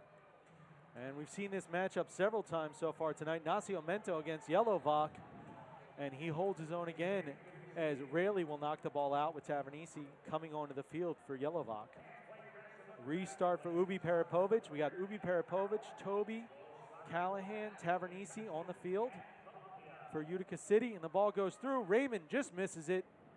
Callahan kicks it over, and Vinny Dantas heads it out of the offensive zone. Nutmeg from Ubi Peripovic, but he loses the ball. 2-on-1 for the Blast if they hurry. Dantas across to Mello, shot and score! What a great ball by Vinny. I actually thought he put himself in a very difficult spot with one of his touches that took him out wide, but wow. Great ball to Mello, and Mello just a really clinical finish here. So Vinny pushed it out wide. There's the touch you see as he goes across. A surgical pass, and Mello with the inside right foot to finish. And the Blast take a 3-1 lead with 10:32 left in the 3rd quarter. Great commitment on the Blast on the counterattack there. And the Blast, you talked about it early in the 1st quarter. They get the goal. What is the reaction going to be? Friday, you saw they gave a goal up. They scored a goal, they gave a goal up. They scored a goal, they gave a goal up. Tonight, we saw for the first time the Blast get that back-to-back goal. What is their reaction going to be now that they've scored a goal? Can they put that 4th goal on board before Utica City gets their 2nd? Well, I think just not giving a quick goal to give Utica momentum. They have momentum right now. You want to keep that momentum for a little bit. You don't want it to shift back quickly. Absolutely, and a foul called on the back end. Looks like Tavernisi will get called for the foul, and Adriano, who's also been beaten up several times tonight, as he will limp off, and the Blast will get a restart behind the yellow line. Bad break. I've actually really liked Adriano up top today. I think he's doing a fantastic job of holding the ball. He's crafty with his feet for a big man, and he's a good passer of the ball. Well, it's been an interesting adjustment the Blast made. It was kind of made out of necessity when Vinny Dantas picked up his 3rd foul early in the 2nd quarter. But he has done a good job up there with the offense flowing through him. Yeah, I thought they made the switch. I'll have to go back and look, but I actually thought they made the switch before then, but I'm not sure. But obviously they've liked him up there because they're keeping him up there, and he's causing some problems for them. Well, and it's interesting, too, with the Blast with not a lot of depth on the defensive end to take their best defender out, but we talked about it in the open. The offense has been what the struggle has been for this Blast team. Yeah, you know, that takes a lot of courage to pull one of your defenders out of the back, but, you know, Danny and David know their personnel well. Yes, they do, and Luciano Gonzaga with another shot from behind the yellow line, and William Vanzella equal to the task with a leg save. knocks it out. Utica City will restart. Callahan presides and sends it back to Toby.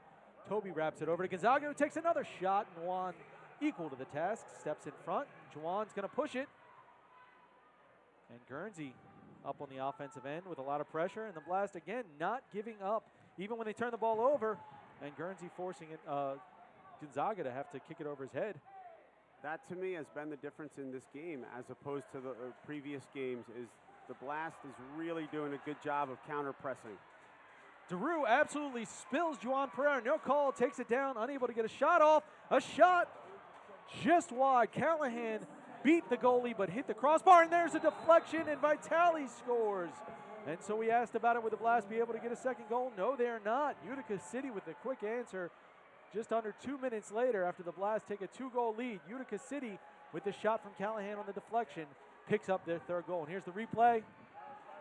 Yeah, that goal was just meant to go in. I think it went through 3 sets of legs. So it was that's unfortunate. That's tough for William to see. I think it split the legs of 2 of the Blast players before actually it looked like it split Williams' legs. So pinball goal for Callahan. He picks it up.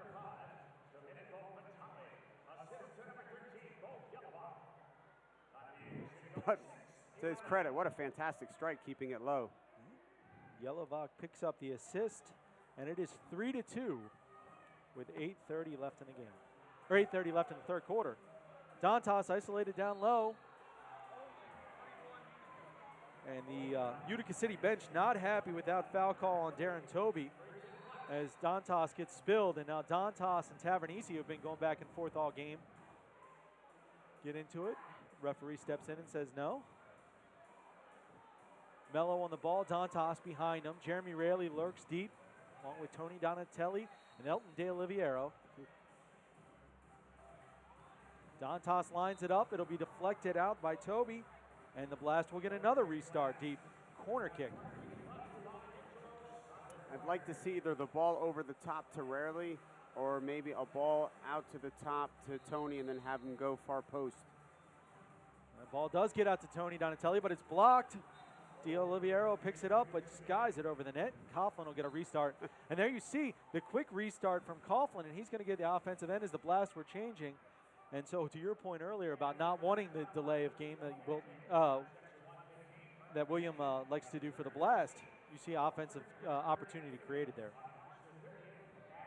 Ball sent back to Coughlin. He goes over the yellow line to send it down. Yelovak and Nacimento restarting their battle.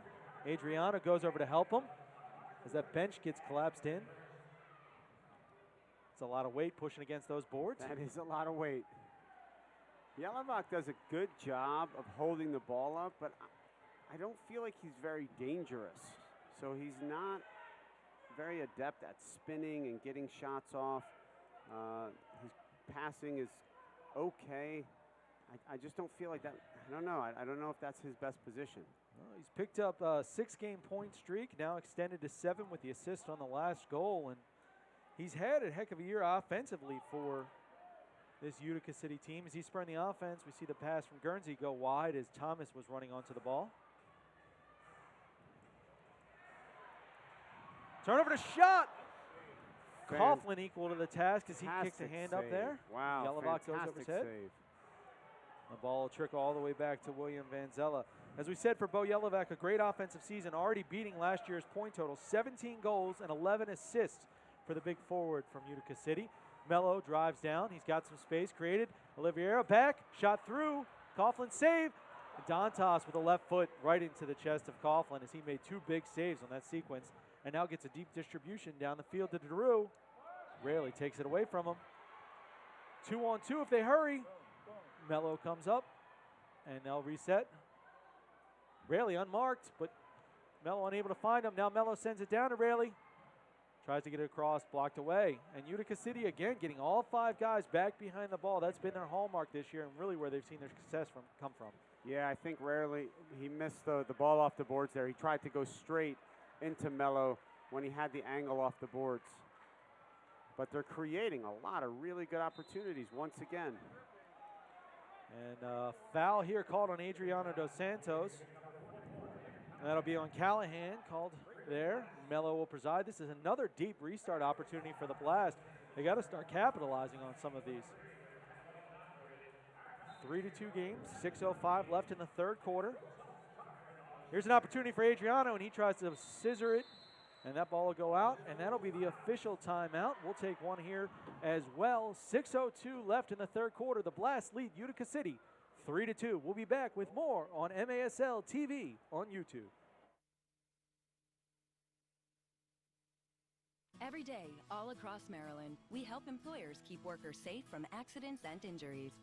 We're Chesapeake Employers Insurance Company. At Chesapeake Employers, workers' compensation insurance and workplace safety have been our mission and passion for 100 years, and will be for 100 more. We help protect Maryland workers because at the end of every workday, someone's waiting for your safe return. Connect with your local agent or visit us online.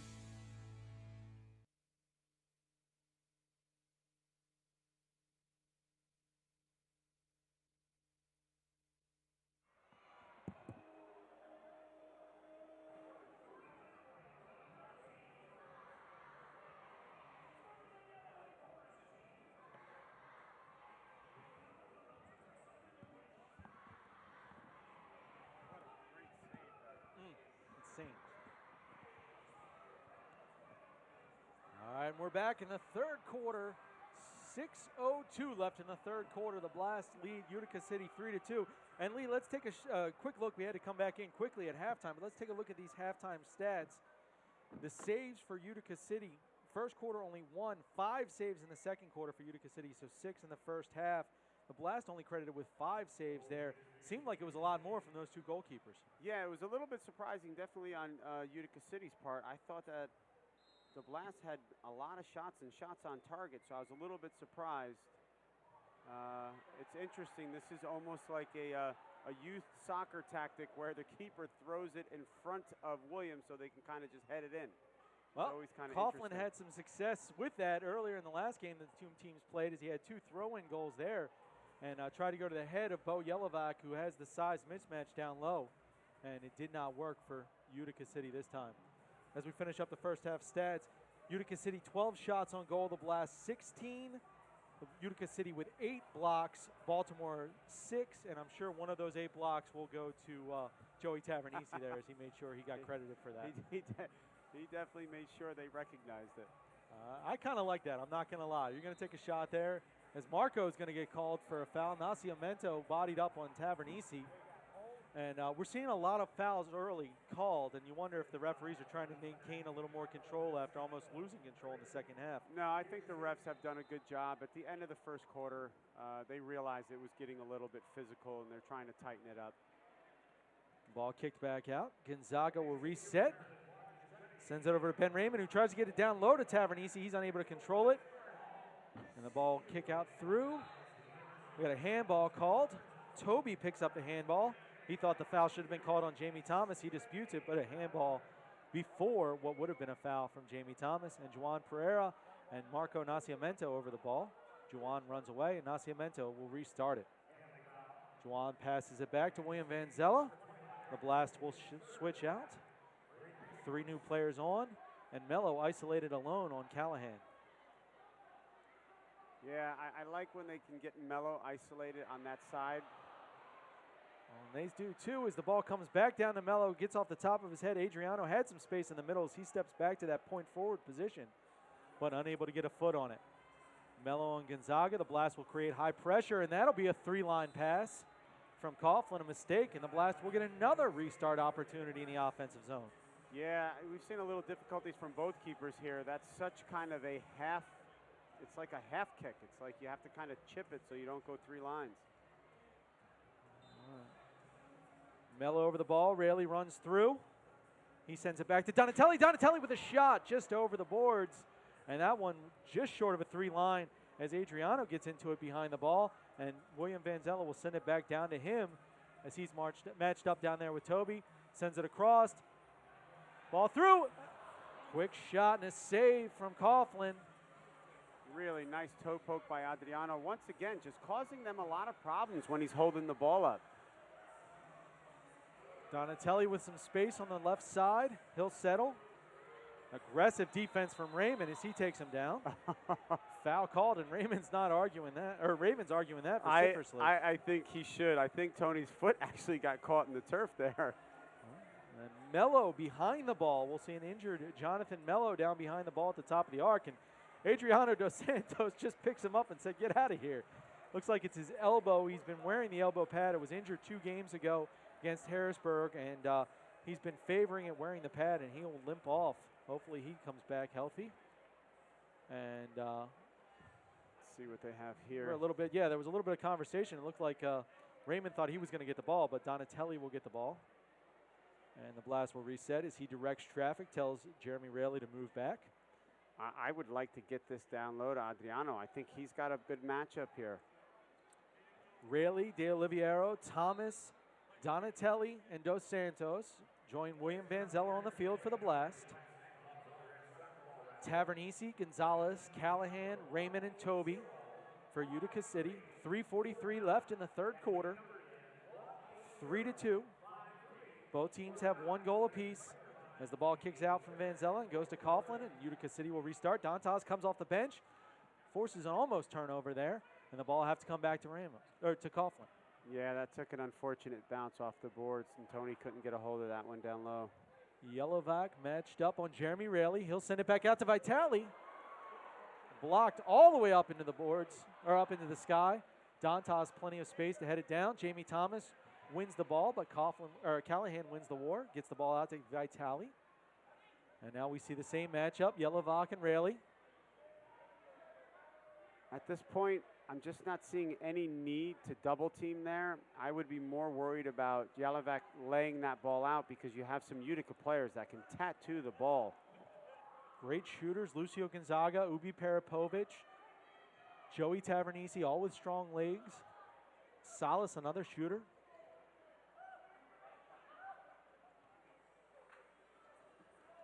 Lucio and Vitale, the 2 goals for Utica City. A spin and a shot to Rue, and William Vanzella with the save. Great save by William. You got it. That's going far post if he doesn't get his hand on that.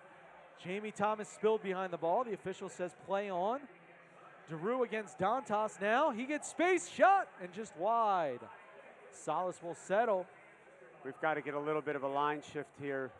These guys are gassed. They've got to get a line change. They've got to hold this up, pull it out.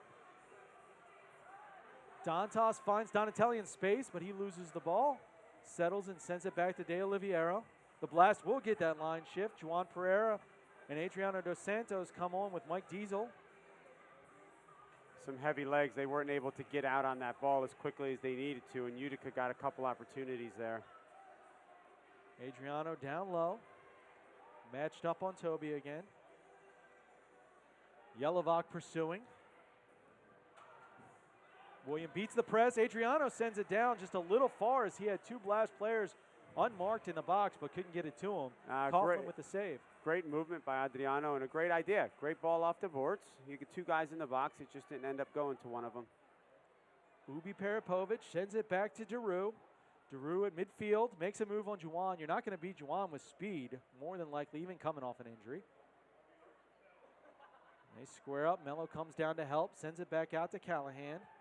Ball works around Ubi Parapovic with a shot. Diesel with a block. Yeah.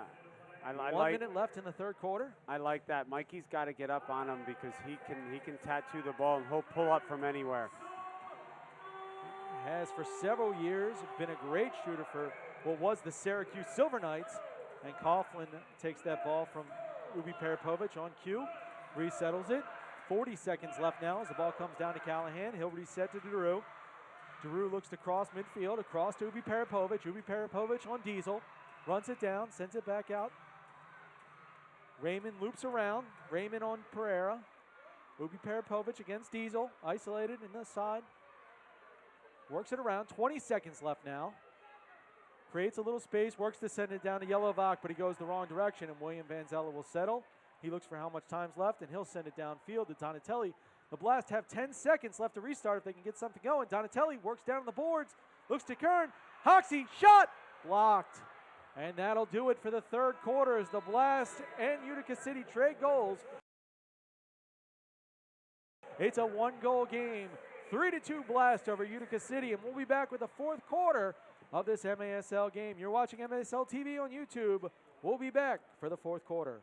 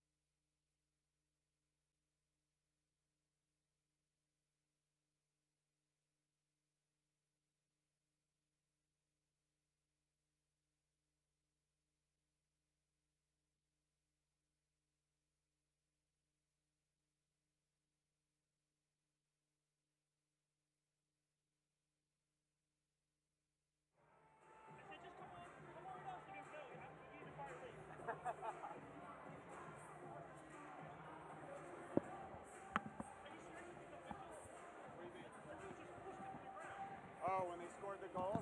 No. I'm sorry. All right, welcome back to Baltimore. Nice job by Andrew Primrose. I know. Yes. Calling the third quarter here in the blast, and Utica exchanged goals in that third quarter. Jonathan Mello got the blast on the board to make it 3-1, and then great shot by Domenico Vitali that pinballed in off of two players to get the game back to 3-2. And Lee, man, a playoff atmosphere here this afternoon. It really is. The intensity level, the adrenaline, the guys going at each other, the execution. I think both teams really taking care of the ball on the defensive end. And then, you know, offensively, I think the Blast has been the much better team. They're real unfortunate not to have 5 or 6 goals right now. They really have had some chances. Coughlin's played extremely well for Utica. Made some big saves, as we always see from William Van Zell, a solid performance in goal from him as well. And I think the one thing that, you know, as you guys were doing in the third quarter, I was kind of walking around getting different angles. It's interesting to see how the goalkeepers here are evolving with their distributions and kind of understanding where to put balls. You know, it started, Lee, when they changed the rule, they were just huffing it down the field. Now they're kind of getting some ideas on where to put the ball angle-wise to give their guys chances to have opportunities. Yeah, I mean, I think the keepers realize you want to play it off the boards or to someone's chest in the corner. And then it's interesting that Utica kind of lumps that ball right in front of William, which is kind of like a la like a youth futsal game sometimes when they throw it in front and they have the big tall kid who can skip it in. But it gives them problems. No doubt. Get the latest news on the MASL and your favorite teams. Make sure you're following MASL Soccer on Facebook and Instagram and MASL Arena on Twitter. What a day. You can't walk 5 feet, Lee, without seeing somebody that you ran into 20 years ago. It's just a crazy day here with Hall of Fame day here in Baltimore. Hey, Lee, can we talk about what Paul was really doing during the third quarter? I know you looked behind and saw him hanging out with all his old friends at the bar. Yeah, all the guys are hanging out. It's great to see these guys walking around. A little hard to concentrate because I'm constantly turning around, but look, I mean, it was always, Lee, you know this, it was always the double-edged thing where, you know, you didn't want to go on the road for a week at a time or go on a 3-3, but some of that stuff you'll always remember the rest of your life, hanging with the guys, playing cards on the plane, all that stuff you'll never forget. All right, listen, I actually liked going on the road for a week, so I don't know about anybody else, but after, like, you know, around 10 days it gets Come a on, little man. tough, Come on. Like March, April, it begins to get a little bit of a grind, right? It does become a little bit of a grind, but no, those are the things you remember. All right, here we go. Blast will start here in the fourth quarter. Donatelli for Dantas. Kind of one of the things to keep an eye on in this fourth quarter, Darren Toby for Utica City has 3 fouls. So we'll see how much he plays, and Ryan Hall puts him on the field here in the fourth quarter. Ball chipped in around the turn, and William Van Zella fields that. Paul, I've been very impressed at the discipline that the Blast has shown defensively. Constantly on the right side of the player, in the proper position. It's kind of night and day to last game. Yeah, I mean, look at the 2 goals. Here's Mello cutting towards the middle. 2 goals was a Gonzaga bomb to end the first quarter, which really, you know, what can you do about that? And the second goal was a pinball where I think two Blast players actually got a piece of it, but it still found its way in the goal. I honestly think that ball megged 3 people. 2 players and then the keeper because he couldn't see it, because William couldn't see it. Well, none of them were in a line. It was all deflected. I mean, it was just an absolute pinball, and you can't do anything about that. I mean, it's just that's why in this field this size, it's a good idea to put those shots on goal. Yeah, I don't think shooting the ball's ever a bad idea. Here's Yelovich in the corner. Danny Kelly will probably yell at me for that, but Utica City brings it back out to the midfield. Well, the Blast, listen there, is they got 11 shots on goal in that third quarter. Yeah, Blast out shooting Utica City 27-24 as we start playing the fourth. The 24 is a bit of a surprise. I don't feel like Utica's had that many opportunities. Speaking of people getting mad at us, I think our stat crew is going to get mad if we keep questioning all these stats. You're just killing them, Lee. My bad. Although we were all surprised at the 0 saves. That ball goes through De Olivio's legs and into William Vanzella. We were all surprised about the 0 saves in the first half of the Milwaukee game. That hasn't been the case here tonight as both goals have been tested. Did you ask Diaz if he was surprised? I did. He didn't believe me at first. And Juliana as well. They were both very surprised to see that. I mean, that'll we got here. Oh, they both reached for the card and then did not pull it. Wow. That was a hard foul. I'm a little bit surprised I didn't see a blue card there. They both reached for their pocket. They both Here looked comes up at each down other. the boards. Man. Yeah, he's in late, catches him up around the knee area. Pinball's back through the midfield. Vanzella will run it down.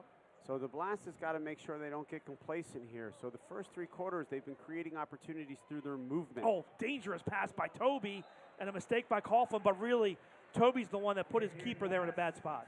And I love that he's looking at his keeper and asking him why. Like, at that point, just say, my bad, right? You gave him a bad pass, my bad. Why did you kick it out of bounds? What is he because asking of you? him there? Yeah. The Blast were short. Andrew Hoxie coming off the bench late. The Blast got lucky there as Utica City was arguing over the wall, but the Blast only had 4 men out on the field. Here we go. Mello will preside. Waits and calls a late timeout. Wow. That was close to the count, but the Blast used one of their timeouts to talk about this is a big spot in the fourth quarter on a set piece. Look, Adriano is just getting under. He's in the huddle. He's in the huddle over there at Utica City. My favorite part about the whole thing is that, you see these guys going back and forth, and then while the Hall of Fame ceremony is going on, like we're late, waiting to get back, and their teams are just standing there. Adriano's hugging guys. They're all laughing it up over there. On this. Honestly, Paul, this is what I would love to see in our general soccer community. So unless you play at a really high level, you don't understand that. When you cross the line, okay. It's a whole different world. It's game on, but once the game's over, guys are, whatever. We have beers together, you talk together, you hang out. There's no ill will once the game ends. It's a brotherhood. I mean, you have to watch out for each other. Of course. You can say that all you want. I still don't think Yelovach and Dos Santos are having a beer tonight. That might take a little bit longer than I would say they would. Let me tell you. Right, I know both guys. All right. Here we go. Mello against the 3-man wall after the timeout. Same personnel.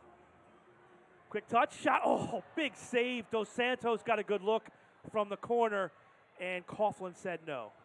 Nice job by Donatelli to beat DeRue back on that ball. Oh, nice flip. Good job over the pressure. Hoxie a drive. That was well wide. It's a good shot, though. Good job to settle and send it down. Here we go to the other end. Yelovich blasted in front. Hoxie, good job coming back in his own end. Dantas, fancy footwork to beat the double team, but he turns it over. Hoxie and Dantas not on the same page, not used to being on the field together at the same time. Toby's shot is blocked by Mello. Raises his hand. What do you think, Paul? Much better execution on free kicks, set pieces today. Absolutely. Absolutely. They've gotten some dangerous opportunities. Keepers just come up with some saves. We talk about this all the time, Lee, right? It's not about scoring goals. Get a good look on goal and shot on goal every time, and the goals will come, right? Yep, absolutely. Listen, they will fall eventually. You got to continue to make the keeper make good saves. Darren Toby now back for Coughlin. Crosses the yellow. Again, goalkeepers can come across midfield now in the fourth quarter. Ball slips past DeRue into the hands of Vanzella. Quick outlet here, Nascimento. Marco to the corner. Waits for his guys. Spins out of the double team, and Thomas helps him out.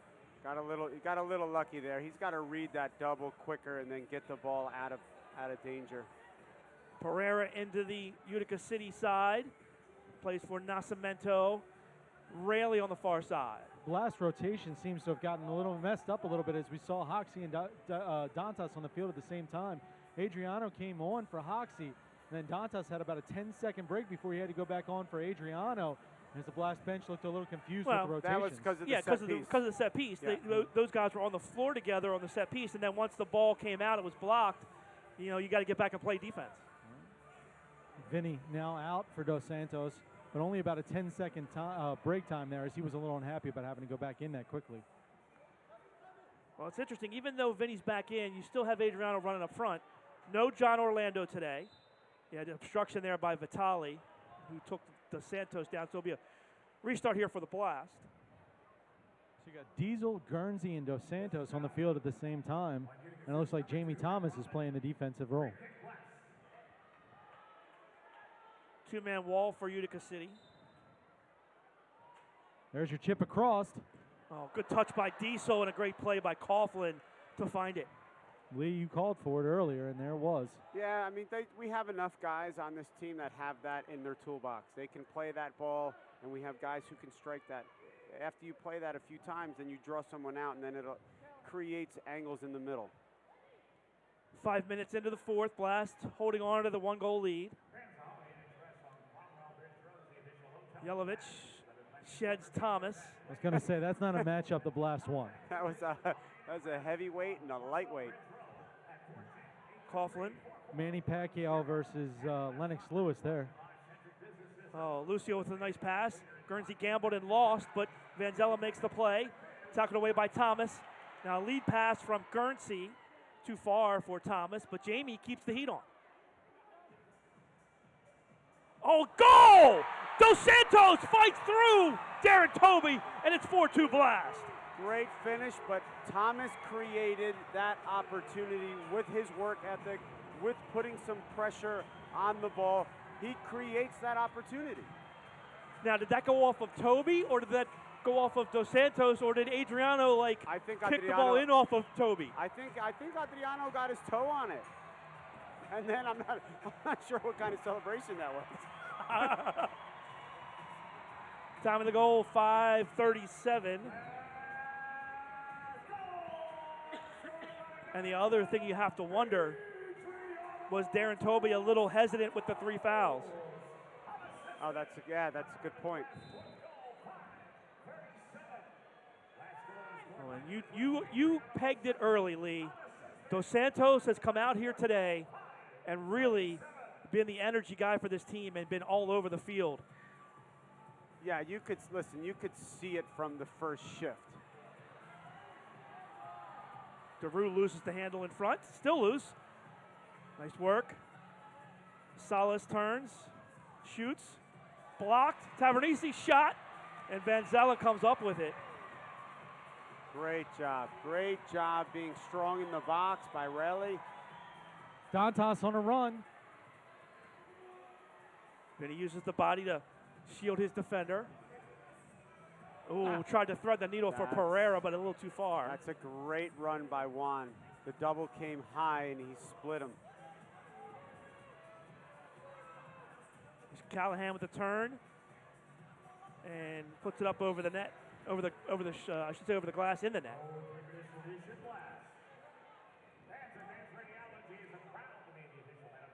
Goalkeeper distribution for the Blast. I don't think there's any secret here. This Blast team is better when Juan Pereira's on the field. I think that's been one thing that we've seen these last 2 games, even losing against Milwaukee. He's an impact player when he's healthy and he's running around the field. Well, I think at the end of the day, the Blast have got to realize what makes them successful. They're not successful when they try to go one-on-one. They're not successful when they pass and stand. They are successful when they pass and move and create off of their movement, not individual just going at guys 1v1. And I think you see that movement from Juan Pereira and Jamie Thomas as well as anybody on this team. And when they're on the field doing that stuff, it opens up opportunities for the goal scorers. Thomas with a quick flip into the midfield and forced back all the way to Coughlin and makes Utica City reset. That's a terrible pass by Ubi Parapovic. I think Diesel just wanted an opportunity to do a handstand on the boards there. Shot, oh, just wide. Rebound, shot blocked. It's loose. Bordeaux wanted a handball. Vanzella was right there in the box. Vinny Dantas is hurt. Yeah, Vinny favoring looks to be the holding his wrist. Timeout, Baltimore. And if my calculations are correct, that's the last timeout for the Blast. And Vinny Dantas being worked on the Blast bench. 7:19 left in the fourth. Blast lead it 4-2. Back with more. You're watching MASL Soccer on MASL TV.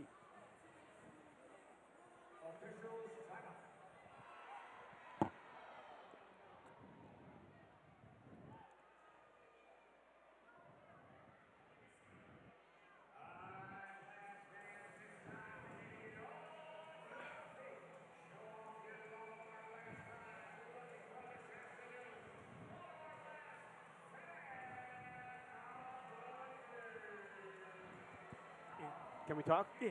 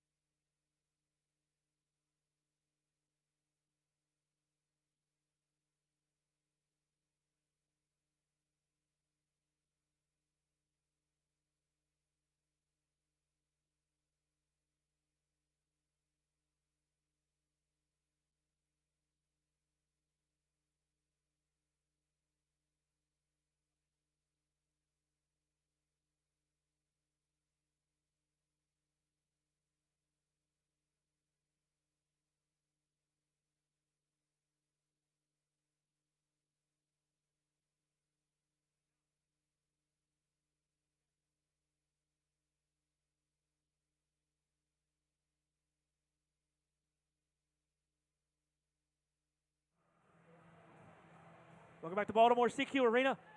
Blast lead at 4-2 over Utica. 7:19 left. The goalkeeper distribution for the Blast. And Vanzella will fire it into the offensive end. Good settle by Hawks. He turns. Mellow shot goal! Oh, what a great setup! Job. Hoxie strong in the corner. The Utica City bench is screaming at Callahan to get back and mark up on Andrew Hoxie, and he wouldn't do it. And they're yelling at him to come back and mark up on him. Hoxie alone and gets that space to settle and send it across the board. Well, Lee, that all started with a left foot off the boards and a finish, but that all started with the settle by Hoxie. And that's one of the nuances of the game. When you're able to drop it to your foot and save that 1 or 2 seconds where you can focus on making a play, makes all the difference. Absolutely. So that's what Danny and David are talking about when they're talking about being clean on the ball. You can't create another quick touch if your second touch is with your knee or your shin, right? So having a good, clean first touch allowed him to play that ball. Time of the goal, 7:47 for Jonathan Mello, his 13th goal of the season. Or check that, the 14th goal of the season. He's got 2 today. And Hoxie picks up the assist, his 4th. Kick in here, restart for Utica City. It's Bordeaux here on the near side. Really interested to see what Callahan was thinking there, as the bench was absolutely screaming at him to get back, and he was just like waving them off. It'll be interesting to see if he makes it back on the field. Here's DeRue on the far side. He's over there standing next to Ryan Hall. Once again, the Blast have extended their lead to 2. Oh, Santos goes down. That's got to be a foul. That's obstruction. Toby taken away from him, but Gonzaga follows. Adriano not moving at all, letting Lucio dance all he wants. Andrew, any update on Vinny on the bench? He's up on the boards. Looks like he's ready to go in. It looked like he was favoring either his shoulder or his elbow. He is wearing a big elbow pad, so haven't seen him since then, but he is up on the boards, ready to go. Didn't receive any medical attention. Good step in, steal. Here comes Diesel now. Diesel off the boards in front. Body down by Darren Toby.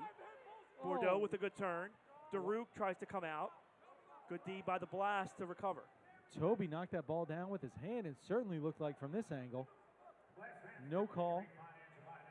Raymond crosses to the midfield. Salas now. Toby again playing with 3 fouls. He comes off. Coughlin, mistake here. Donatelli steals. Big mistake here by Donatelli. The defensive clearance. Tony puts his head in the air. Yeah, Tony knows. Tony knows that was a bad one. He's trying to thread him through there, but at this point in the game, you just don't want to give up a silly free kick.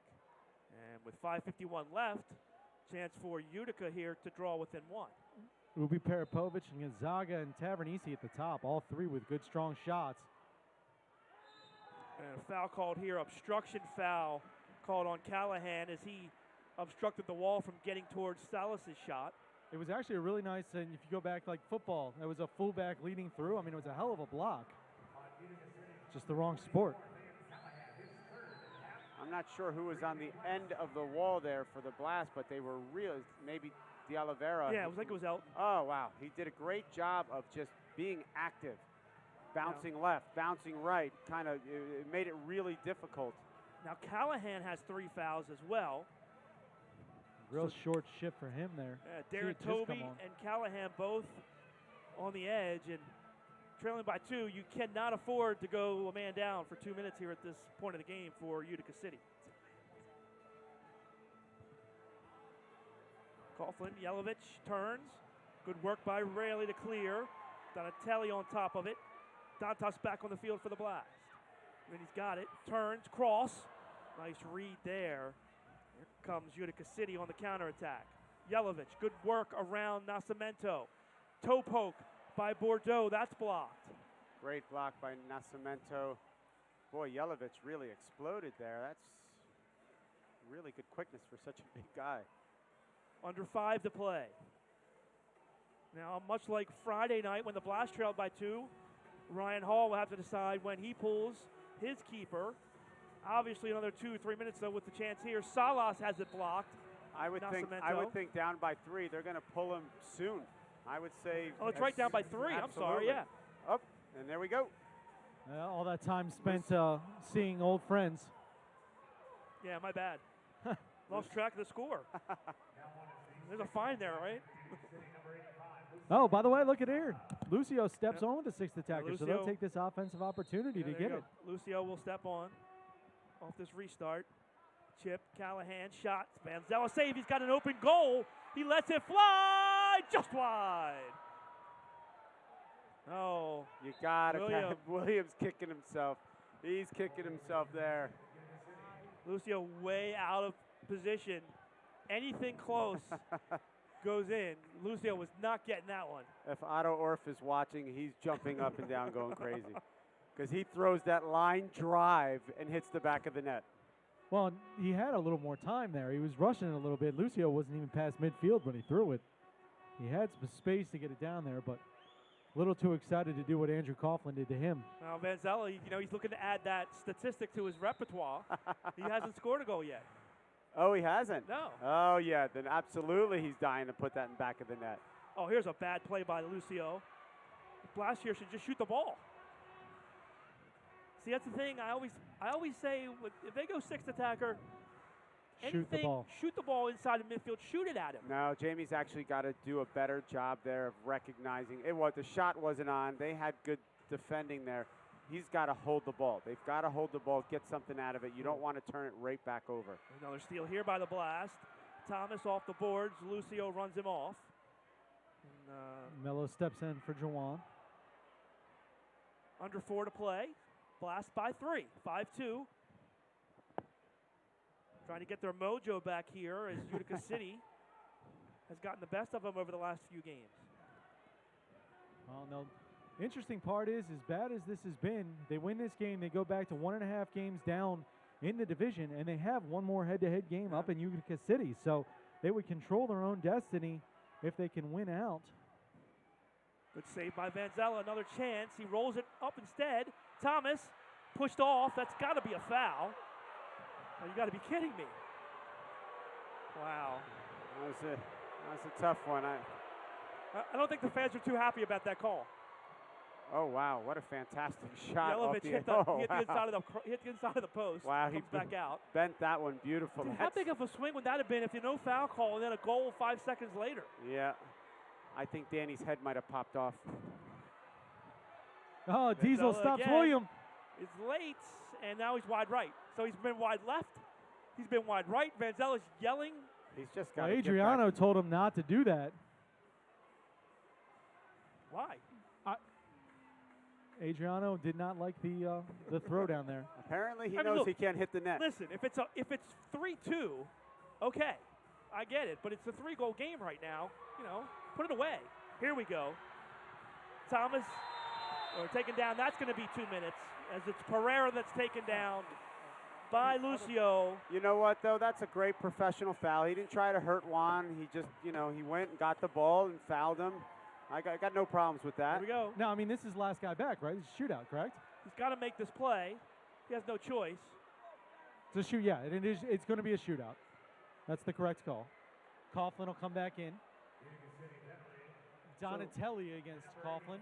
Lucio goes to the box.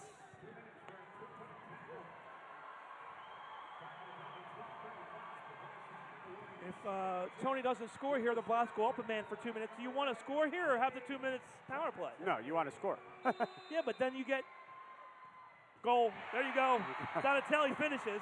Absolutely. Well, I mean, but if you don't, okay. So here's my thinking. All right. Well, let's enjoy the goal All first. right, let's not go to that thinking. That thinking, you want to score a goal whenever you can. All right. So Donatelli on the shootout. Here it is again. Oh, through the 5-hole. Well, and it's funny that you mentioned that, Paul, because that was the look back to the bench. Do we try and score or do we pull it out? And Tony and Vinny Dantas both came over to the bench to ask that question. Right. And I'm sure David and I'm sure Danny looked at them like they were crazy. Well, score the goal! But listen to me for a second. So you score a goal here, you're up 4, but now there's 2:23 left. If you don't score there and you hold the ball on the power play for 2 minutes, there's 23 seconds left for them to score 3 goals. But they're going to obviously press you higher than they normally would in that, right? And you're risking getting a man down goal. On this size field, too? For me, I would always take the goal. Now, the other part of that is now they've taken the 6th attacker off the field with a 4-goal lead. So Coughlin back in. Ooh, near goal there by Mello. Take a look at the score sheet. Lee and Donatelli with 2 goals, Jonathan Mello with 2 goals. So the guys that the Blast expect the offense from have stepped up. Yeah, listen, this was a complete game on both ends today. Big save by Vanzella there. Takeaway. Elton. The Blast needed this. They not only needed the win, they needed to win by making a statement. And this was a big statement win for the Blast.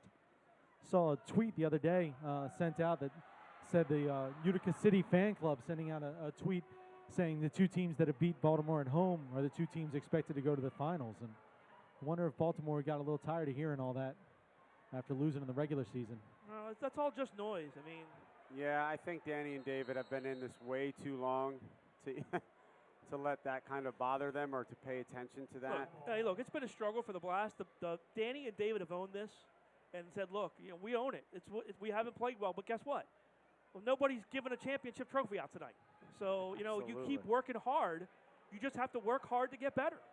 Well, listen, what has maybe not been brought to the forefront enough is how Danny and David have basically really introduced a lot of young players. They had basically 7 new guys to the lineup. Right. So you're kind of rebuilding in the season here, and you're still fighting for not only a playoff spot, but for first place.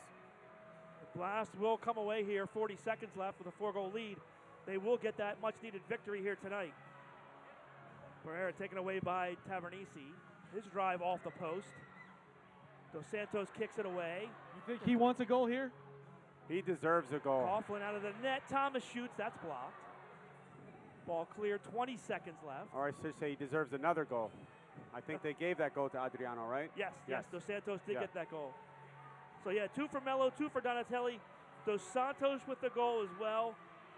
And Elton got things going early on today. 5 seconds left. Nascimento to the corner. Daru won't challenge. That'll do it. Blast hold on. And a 6-2 win on Hall of Fame Day here in Baltimore.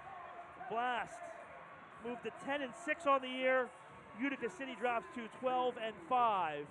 And the Blast get their much-needed victory.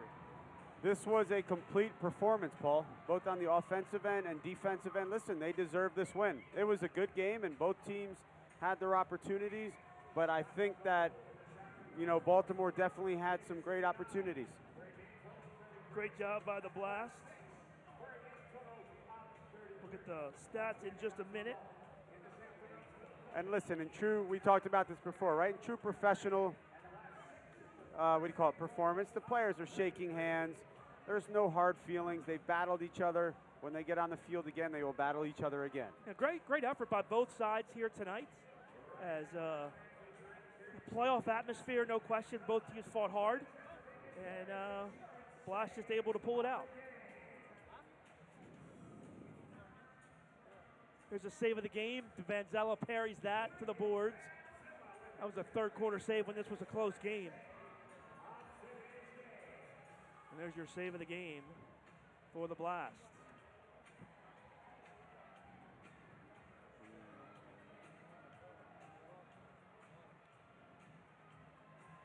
Andrew Primrose is standing by on the field. Let's go down. He's got our player of the game. Andrew.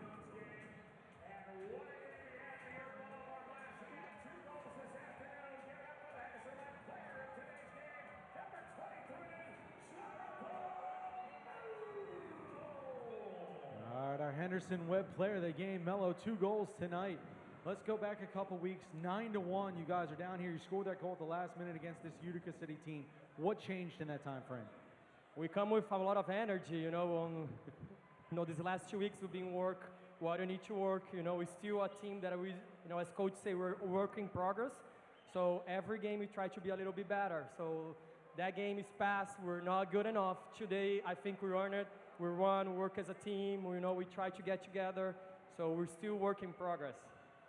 All right, so you come in, you got the elbow banged up a little bit. You were getting knocked around a little bit. How are you feeling right now? I'm feeling all right, my elbow still hurts a lot. I have a little tape here. Thank you, Heather, for taking care of us, in every game. Just got to be careful with the challenge, but that's part of the game, right? All right, so 18-0 at home to start in your career at CQ Arena. Never lost a game. Then you lose to this Utica City game, and then 9-1. And then Friday night you lose to Milwaukee. How do you guys go about reestablishing that home field advantage you have here? One time, here's the home game. We've been so successful. Unfortunately, we lost the last 2 games, but we just grind it off. We're trying to get better every game. It's our home. We want to do our best for the fans. Thank everybody to come, and we just try to be as better as we can at home. All right, well, good luck. Appreciate it. We'll see you back here in a couple weeks. Thanks, Melo. Thank you. There you go, Andrew Primrose with Jonathan Mello. We'll take a timeout. We come back from the break. We'll talk with Lucio. You're watching MASL Soccer on MASL.tv. All right, Lucio.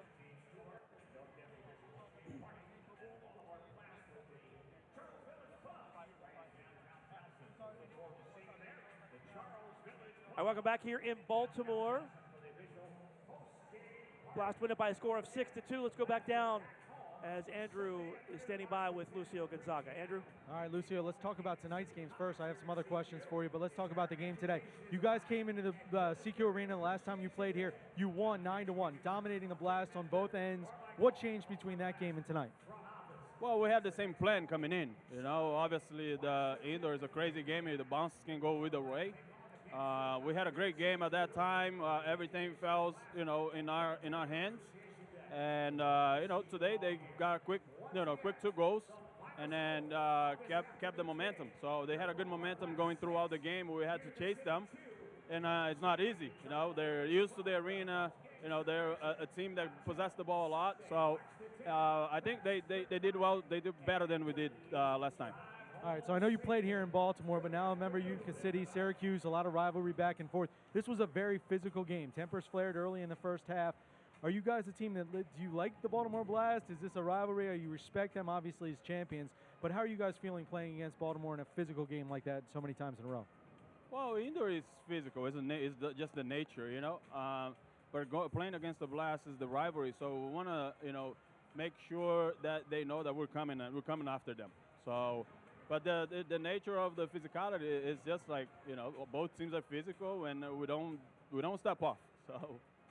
All right, now I'm going to change gears a little bit because I noticed at halftime you went over and you grabbed Jules over there, your teammate, of course, when I first started broadcasting, you guys, members of the Blast together. What did you say to Jules, and what does today mean to see one of your teammates get in the Hall of Fame? I think, Jules and PJ, they were very warm to me when I first came, from Brazil and didn't speak any English. So I owe to them a lot. You know what I mean? So that's why I'm still here in this league. It was the background I had from them, and they're good friends inside and off the field, on and off the field. So I just told them that I'm still here. I devoted to them as well. So that was the words. Well, fantastic. We miss you here in Baltimore. No more kiss the baby goals, kiss the wife goals, running up in the stands. We used to enjoy calling that with Gary Stein. Congratulations on all the great success you've had in Utica City. Thank you for having me. Baltimore is always my home. I can't go play anywhere, but I'll always be here. So thank you guys for having me. All right, well, fantastic. We'll wish you luck the rest of the season, except when you play Baltimore in the playoffs, all right? Thank you very much. You guys have a great night. Thank you. All right. Lucio Gonzaga there. Awesome job, Andrew Primrose. Lee, final thoughts, 6-2 Blast win? I thought it was a complete game. I thought the boys did a great job, and I know this is something that Danny harps on them all the time, but attention to detail. Sweat the little things, and I think they did tonight, and they deserve the win. No doubt about it. Blast, really a much-needed victory. Moved to 10-6 on the year. Still remain in second place in the Eastern Division of the MASL. Utica City drops to 12-5. They are still the top dog in the Eastern Division and have a 1.5-game lead over the Blast. And real quick, before we get out of here, Blast, I'll go on the road now at Mississauga, but then join us again March the 10th as the Blast back home against Kansas City. And you can watch that game here at CQ Arena, and we'll also be on NBC Sports Washington for that March 10th game as well. Paul Mittermeier saying so long alongside Lita Chantarette and Andrew Primrose. Once again, our final score, Blast 6, Utica City 2. You've been watching Blast Soccer on MASL TV.